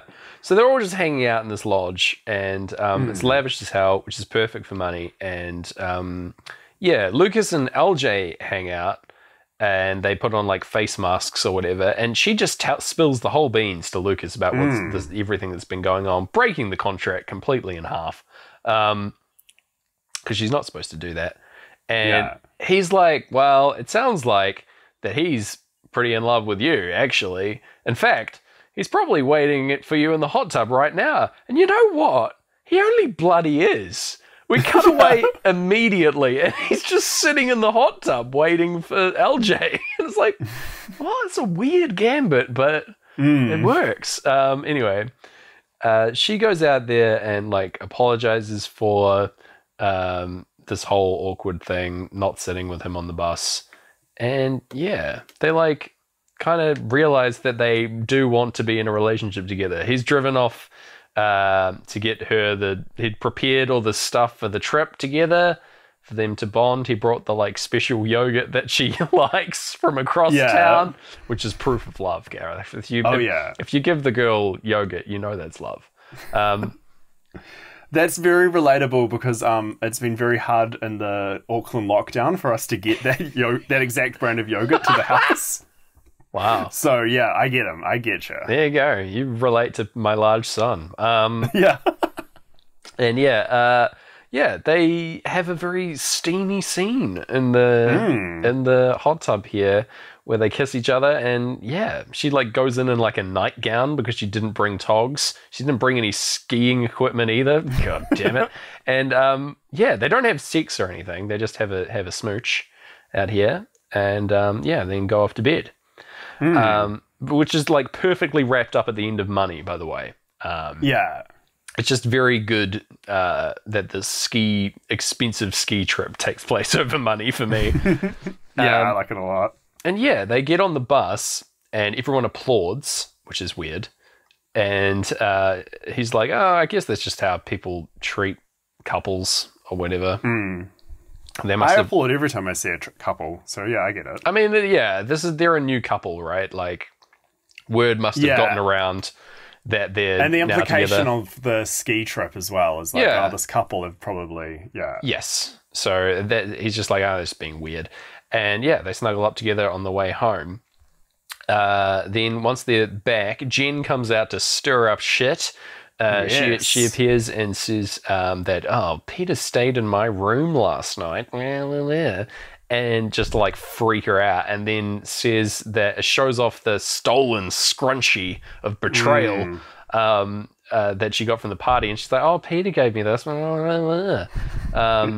Yeah, she sucks. This has thrown a huge spanner in the works, and LJ storms off, basically not letting Peter explain in typical rom-com fashion. He's like, I can explain everything. And then she's like, no, I don't want to hear it. And they leave. Yeah, but she's hurt, you know. He would have sent like a myriad texts to her, but she obviously doesn't read those, whatever. She goes home, and surprise, Margot is back from Scotland for Christmas. Yeah, hanging out for this like lovely surprise dinner. The whole kitchen's been decorated, very nice.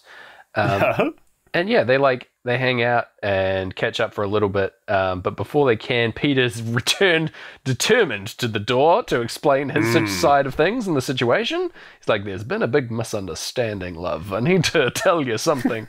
And she's like, no, I don't want to hear it. Get out of here. And then Josh comes in from the peanut gallery and he's like, get out of here, man. She doesn't want to talk to you no more. I'm Josh.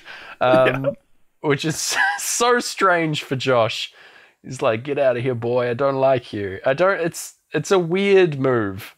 Yeah. He's got his little like denim hoodie up, like a little Eminem kind of guy. I'm a tough boy now. I'm tough Josh. Yeah. My alter ego. No one will recognize me when I become tough Josh. Exactly. He pulls his hoodie up. And then, yeah, bloody Margot appears at the door as well as these boys are squaring off. Peter thinks that this is all about that she's secretly still crushing on Josh or whatever, and he's like hurt by that, which is a paper thin kind of distraction, but whatever. Yeah, Margot sees this and thinks that LJ is her worst fears are true and that she is with Josh. She was sort of suspecting this from their Skype conversation where she was being real weird and evasive. And so she's upset, Josh is upset, LJ's upset, and Peter's upset. I'm upset. I'm upset. Everyone goes their separate ways. Floyd are upset. Yeah. Josh picks me up in his strong arms and drives away. And yeah, everything's stuffed up. And the Floyd boys agree. They sing Down and Out. And it can't be helped. There's a lot of it about, you know? Like, it's a sad time. Further drama develops as well in that the kissing in the hot tub has been recorded and posted to Instagram. For all to see, presumably on an anonymous account so that it can't be traced back to anybody. Brutal. So she's LJ's very upset by this, obviously, and she goes to Margot for help. And Margot's like, well, it's she still helps her out even though she's like sort of upset with her, and she's saying it'll be worse for the guy anyway, but anyway, she'll sort it out. And yeah, they sort of have a heart-to-heart and then promise to have no more secrets between the girls because it only leads to problems. It only leads to heartache, you know? It's what I've been saying this whole time. It is. And Kitty comes in, reveals that it was her that sent the letters, in case you didn't know. And LJ is furious, but then is talked down. And yeah, they all forgive each other and things are all good again. So they have Christmas and then go all the way to New Year's before LJ does anything about the situation, and that annoyed me as well. Oh, really? Because I reckon that's so high school. Like, oh, I've got the reprieve of a school holiday to not have to deal with any drama. Oh, no. Like, actually solve any problem. Yeah, I get it. Like, it's real, but it sucks. Like, again, she's leaving, like, both these guys hanging for no real reason. Yeah. Like, they are in constant contact with the internet and phones. Like, just drop them a bloody line. I love that over the course of talking about this teen drama, you've become more and more of the parent. I'm agitated beyond belief about these children and their dramas, Gareth. Yeah. All right. And all you want them to do is communicate clearly. And, Yeah. When I said at the top of the show that this movie wasn't for me, I meant in terms of age range, and that I'm a 65-year-old man who loves Pink Floyd. All right. Yeah, true. So all you want to watch is war dramas. Yes. Just relive my glory years in the trench. Yeah. Oh God. But yeah, we go. It just annoyed me that she doesn't do anything. But she cleans her room, which we know means is bad because she never does that. And her dad takes her to the cafe once more, and then they have a little heart-to-heart here, where her dad's like talking about not cherishing as much of the time as he had with their mother. It's very sad, honestly. They sort of have this like sad reminisce about his relationship with her and how he misses her so badly, and like how he doesn't talk about her much because it hurts him still. Like the girls have moved on and like feel okay about it now, but he still like hurts about it all the time. And so it's really sad. And so he's been holding back. And yeah, he's saying that like he sees in LJ what he saw in his wife, like that she was so full of life when she was with Peter, and she was really genuinely happy. What he said on the stairwell when he was holding that stemless wine glass, Gareth, it rings true, all right? He meant that dad shit right there. And yeah, they're hanging out, having this moment, and he's trying to convince her to go and talk to him. And yeah, they're listening to an absolute banger. Everybody wants to rule the world, and we aren't listening to it. Yeah, I'm sorry. That's okay. The soundtrack, by the way, to this movie, pretty good. I was kind of impressed. It's amazing. Yeah, a lot of good tracks on there. Right? Yeah. But of course, we've got to throw that aside for the Floyd. A lot of good tracks on Pink Floyd's Dark Side of the Moon. Very true. Very true. This is the only soundtrack I really need. And yeah, at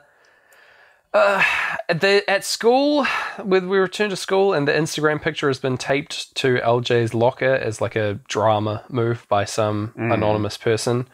And Peter steps up and makes a public declaration in the hallway of the school that nothing happened, which is bold. It's not subtle. No, but there's some extras who are looking like they have no idea what's even being referred to, which makes sense. Like, I am on my way to bio. I do not know what you mean, sir. Yeah. Goodbye. But yeah, it's fine. Not everyone has the gram, I guess. Yeah, that's true. Yeah. They get their news when it's taped to a locker. That's the new lockers are in. Yeah, that's the only pictures that I want to see. And yeah. We go to, so LJ's like, who do you think did this? It must be Jen. And so she goes in and confronts her in the girls' bathrooms, and Jen's like, nah, it wasn't me. I didn't post the video. I didn't tape the thing on the locker. I'm happy that happened because I'm still very bitter and jealous and angry at you. We aren't friends. And yeah, she reveals that it's still the grudge from 7th grade. She's not let that go. Wild. I really expected them to like become friends or something, but nope, she still doesn't like her at the end of this. Zero development with Jen throughout the movie, which that's the biggest twist for me.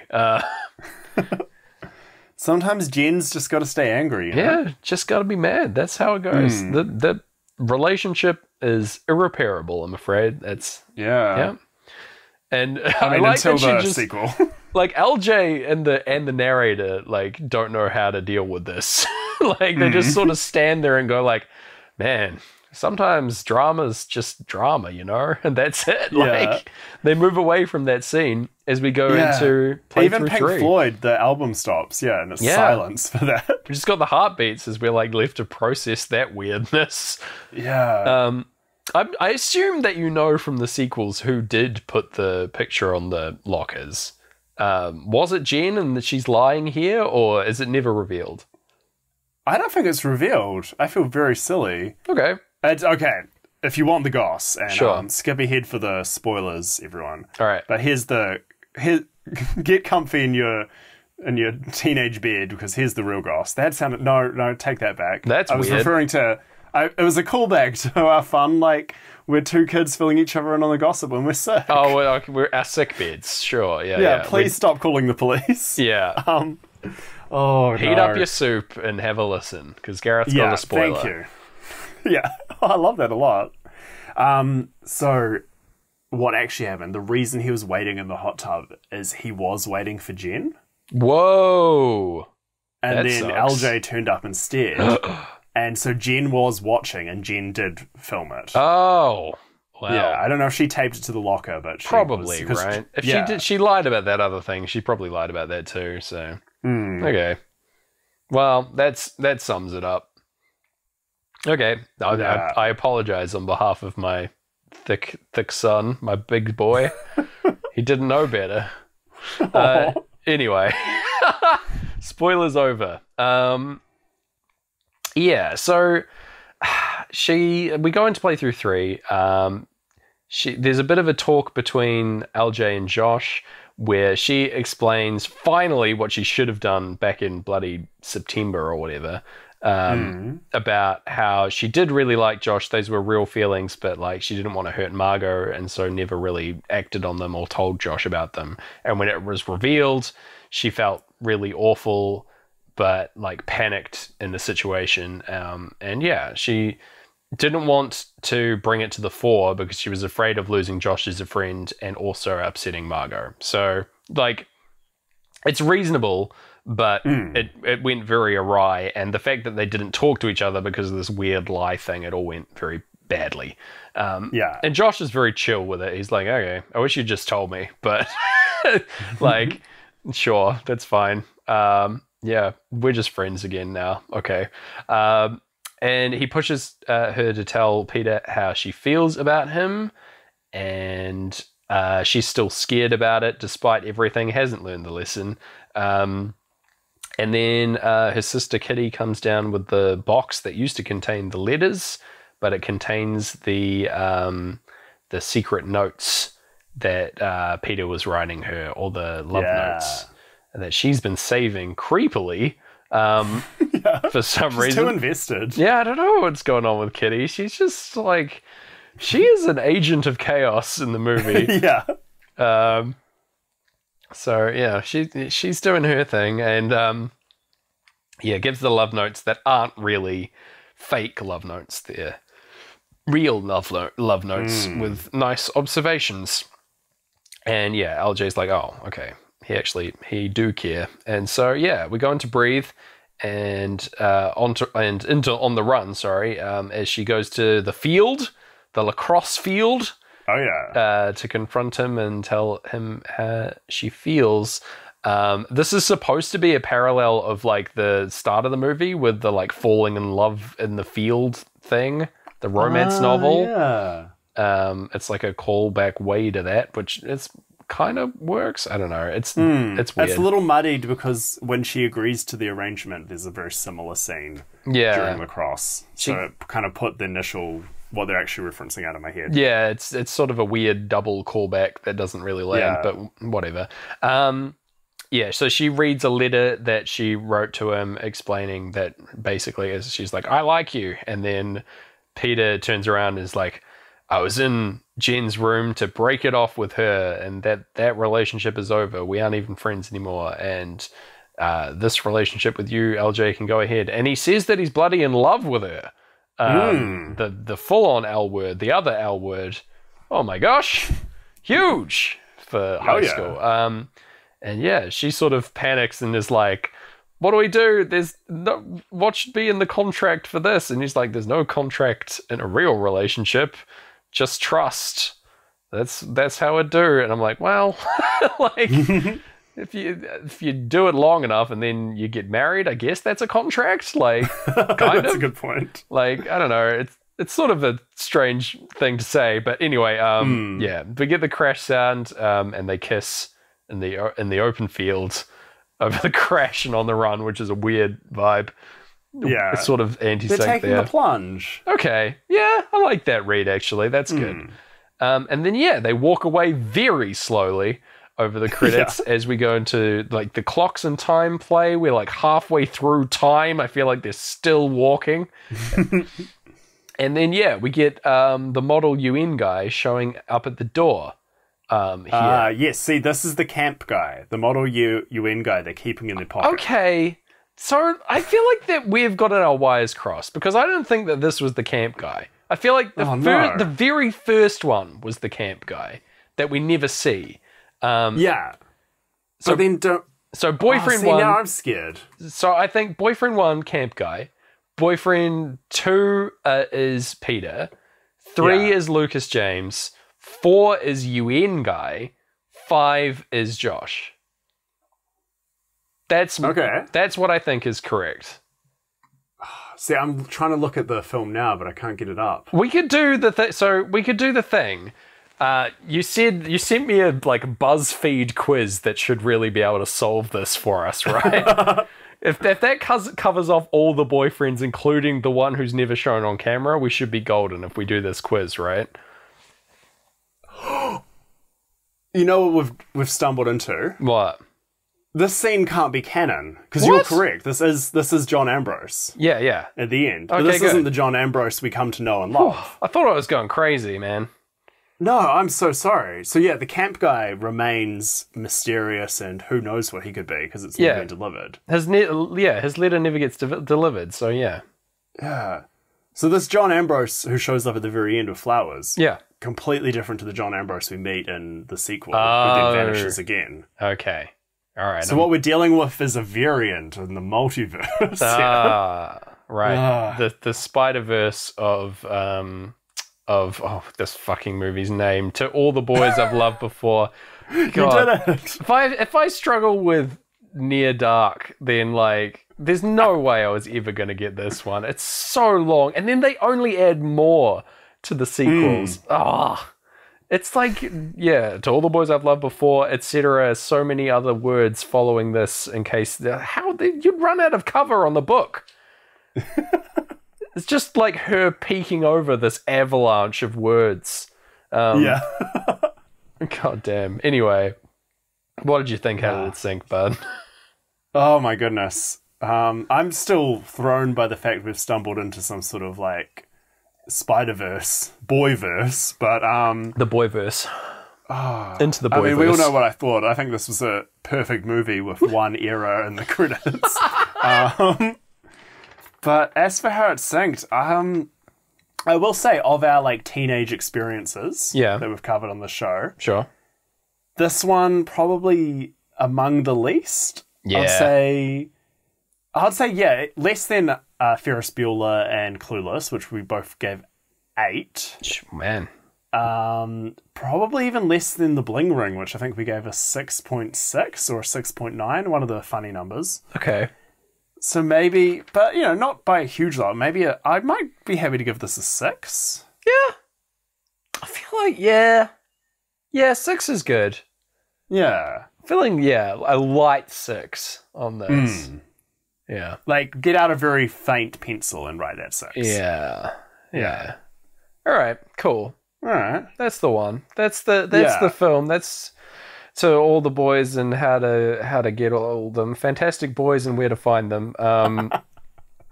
Yeah. Oh, way better title. It should have been, right? Yeah. So it's my choice now. And as you said before, we're getting into the spooktacular season. And as funny as it would be to just keep going with this franchise and delve deep, I have chosen a spooky movie for next week. Excellent. Yeah. It's a light spookum, so it won't be too spooky for your spook heads out there.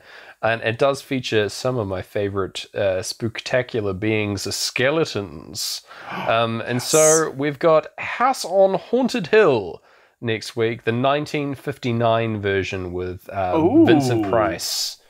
Getting spooked in a spooky mansion for some money, Gareth, over money. How does that sound? That sounds brilliant. Oh, yes. Yeah. There's only one scene I know in that film, and it scared me. So, All right. Get hype. Oh, exciting. Yeah. Before Boogie, that, though, boogie. you did tease one beautiful segment we've got to wrap the show up with. Please, let's do it. Let's delve in. Okay. So we're going over... Fire up your computers, listener. Yeah. Turn on your dial-up, and we're going to rivetedlit.com Oh, I'm so... to take the... Oh, sorry. Which of Laura Jean's loves do you belong with quiz? I'm so glad that you read that URL, because I was going to say, like, what is Rivet Eldit or something? Like, which is nothing. Shows my reading comprehension. Jesus. Okay, I'm ready to go. Okay. Which of Laura Jean's loves do you belong with? Do you belong with the sensitive boy next door Josh? Or the cocky but lovable Peter Kay? Or maybe you'll be better off with the outdoorsy Kenny Donati, who must be the camp boy? I guess so. You won't know until you take the quiz. I hope it's not him, because I don't know who he is. But let's continue. Yeah. James, which quality do you value above all others? Intelligence, honesty, ambition, quirkiness, loyalty, or humour? This is difficult. Am I answering for myself or for the podcast? Or...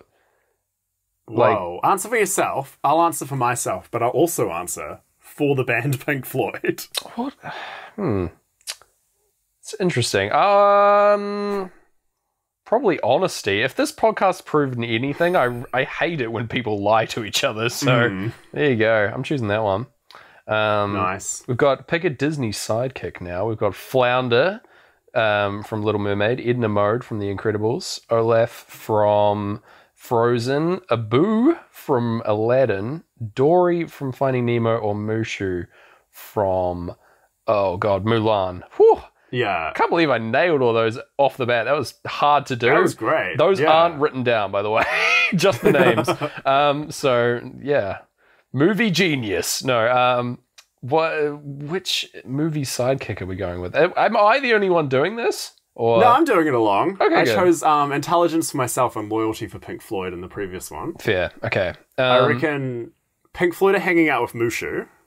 Yeah. So, is this a sidekick to me? Yeah. Right? It's gotta be. Or is it who you are? No, I've just got to pick a sidekick. I assume they're my sidekick. I'm picking Edna Mode regardless. Edna Mode, I can't not. She's wonderful. Yeah, right. I'm going into mode as well. Great which sidekick. of these do you want to eat? And then in capitals, right now. We've got cupcake, waffles, latte. You don't eat that. Salad, pizza, or burger. Right now. Yeah. It's quite... At 11:18 p.m. It's quite late at night, yeah. I mean... If I'm honest with myself, waffles, but, like, I feel like I could probably slam a latte back. I'm not gonna, like, as insane as that makes me sound, I'm probably choosing latte. Oh, yeah. I'm giving Pink Floyd the latte, but I'm giving myself the pizza. All right. Hey, treat yourself. Which of right these makes you swoon the most? A sexy accent, a perfect SAT score, dominating on the basketball court, rock hard abs, being able to play the guitar, or jokes that make you laugh so hard you cry. Which of these qualities is the most important? I really want to pick dominating on the basketball court because I think that's a really funny answer. I mean, would you swoon if you saw someone doing it? Because swooning's a very particular emotion. Probably. Yeah. I don't know.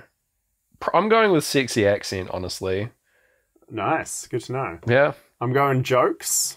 And Pink Floyd, I'm going to say play the guitar because they're a rock band. True. Fair. They just need an extra member. Yeah. You're up now. You're reading. Okay. Where do you want to go on your next vacation? The Caribbean. The mountains. A vineyard. The desert. The country. Then it's a picture of an empty, desolate valley. And a big city. Yeah, with a picture of New York. A big city for me. I'm a city boy. I'm the city mouse. That's what I'm going with. I'm vibing the mountains, just judging on the stock image. Great of a stock mountain image, and- I will admit. I wonder if they got that from Unsplash or Shutterstock. Yeah, I don't know. I hope this is good listening at the end of the podcast. This, us Yeah, just doing really a weird concerned, BuzzFeed actually. quiz. If you've tuned out by now, fair enough. See you next week, listeners, on the dark side of the moon. But anyway, we'll keep going. If you were to cook for your crush, what would you make? Would you just order in pizza? Whatever his favorite is, I can cook anything. Okay, weird flex. Let's play it safe, full stop. Pasta, full stop. I'm pretty good with a grill. And then just like a series of meats just appearing on a barbecue. It's a very weird arrangement of meat. Like you're summoning some kind of chicken god. I hate that. Yeah, they're all pointing at the one in the middle. It's no good. I took a sushi making class once, ellipsis. Or cookies, yep, for dinner. All these choices are not great. The pasta looks unappetizing as hell. Yeah. I'll probably just order a pizza, honestly. Yeah, that's good.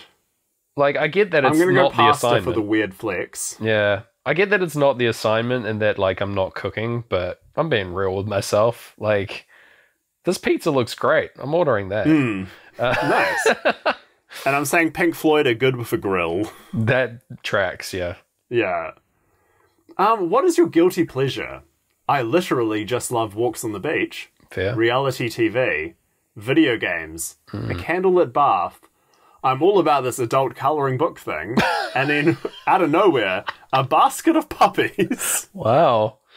How is that a guilty pleasure? Jesus. I'm all about this adult coloring book thing. Is a hilarious answer. The specificity of that. Fucking hell. That's Pink Floyd's answer. Video games is the correct answer for me. Okay, I don't a basket of puppies. There please. is zero guilt about that, but that is a pleasure. Anyway, what is your biggest turn off? Lying. No time for that. Well, that's my answer. Smelly dudes. Come on, showering's not that hard. I mean, that's also a turn off. Aggressive driving. What are you trying to prove? Wow. Not answering back is a text too much to ask. Or lateness, just leave on time. Clinginess, let me do me. Interesting. I mean, I'm going to stick with what I said just before, the lying thing. Okay, I'm going smelly dudes. Yeah, gross. And Pink Floyd, obviously, with their song Time with all the clocks in it, must hate lateness, right? Yeah, absolutely. All right, 2 more. Okay, oh my gosh, I'm sorry, listeners. How do you like to recharge after a stressful week? Going out with my girls, and that's definitely an Unsplash stock image I've used many times. Hell yeah. I like my alone time, man staring at a lake. All I need is my BFF. Hitting the gym. Is there a puppy option? I'll always pick the puppy option. Wow. And reading a book. Man, the one-note puppy bent to this quiz is kind of wild. Yeah. I'm going to pick Man by Lake. I like my alone time. Just vibing, by the lake. Oh my God. Yeah. I've just seen the next question. I'm going out with my girls, but I reckon Pink Floyd... reading a book? Yeah. That's what those lads would do? Oh, they probably all like their alone time now. Yeah, maybe. Oh my gosh, I have seen the next question too. It's wonderful. Okay, pick a Ryan. We've got Ryan Philippe, who I don't know who they are. He was in Cruel Intentions. Okay. We've got Ryan Heger, which is a name I haven't heard in so long. That's Niga Heger from YouTube fame, like back in 2005 or some shit. Insane. What are you doing in my quiz? It's probably still like rocking now. I don't really know what happened to Ryan Heger, but shout outs to you for waltzing back into my life. Ryan Reynolds, obviously, Ryan Gosling, side by side on my quiz. We've got Ryan Williams and Ryan Guzman as well. I've got to go Ryan Heger just because I'm like shocked that he's here. But I'm not clicking it yet. I'm going to click at the same time as you so that we get a reveal. Oh, good, yeah. I reckon because of the 90s kind of, like, I think one of the last album together as a band was in the 90s, Pink Floyd, and that kind of like sexy guitar sound. So I reckon they're going to say Ryan Philippe. Sure. And I'm going to say Ryan Gosling. All right, lock it in. Let's see. Lock it in. Let's see which boy that we got. Okay, I have my result. Should I reveal? I'm very interested in what you got. Yeah. Okay, my perfect boy is John Ambrose, the guy that I correctly identified at the end of the movie, the smart boy.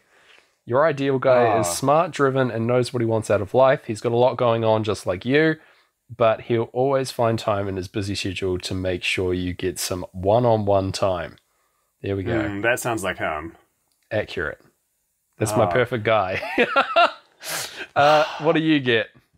Myself and our Pink Floyd answer were both Kenny Donati, the unseen character. Oh, no. And then rivetedlit.com has made an assumption to his personality. It's entirely based on the fact she met him in camp. Damn. Outdoorsy, sensitive, caring, and hilarious. Your ideal guy loves the great outdoors, and his perfect weekend is camping with all his best friends. Well, as long as the two of you get a private tent. He wants to be your go-to guy, but doesn't want to lose his buds along the way. Damn. I mean, he sounds like a character on like Grown Ups too. I feel like you're gonna lose that boy to Pink Floyd because he's just all about the bros. Yeah. You know? Like, I feel like you're just gonna get left in the dust. I'm sorry, but like, no, I think that's just the reality. Yeah. Bleak. Our private tent shared between the like 8 of us is gonna be It's gonna be real awkward. Someone make that. Make that film.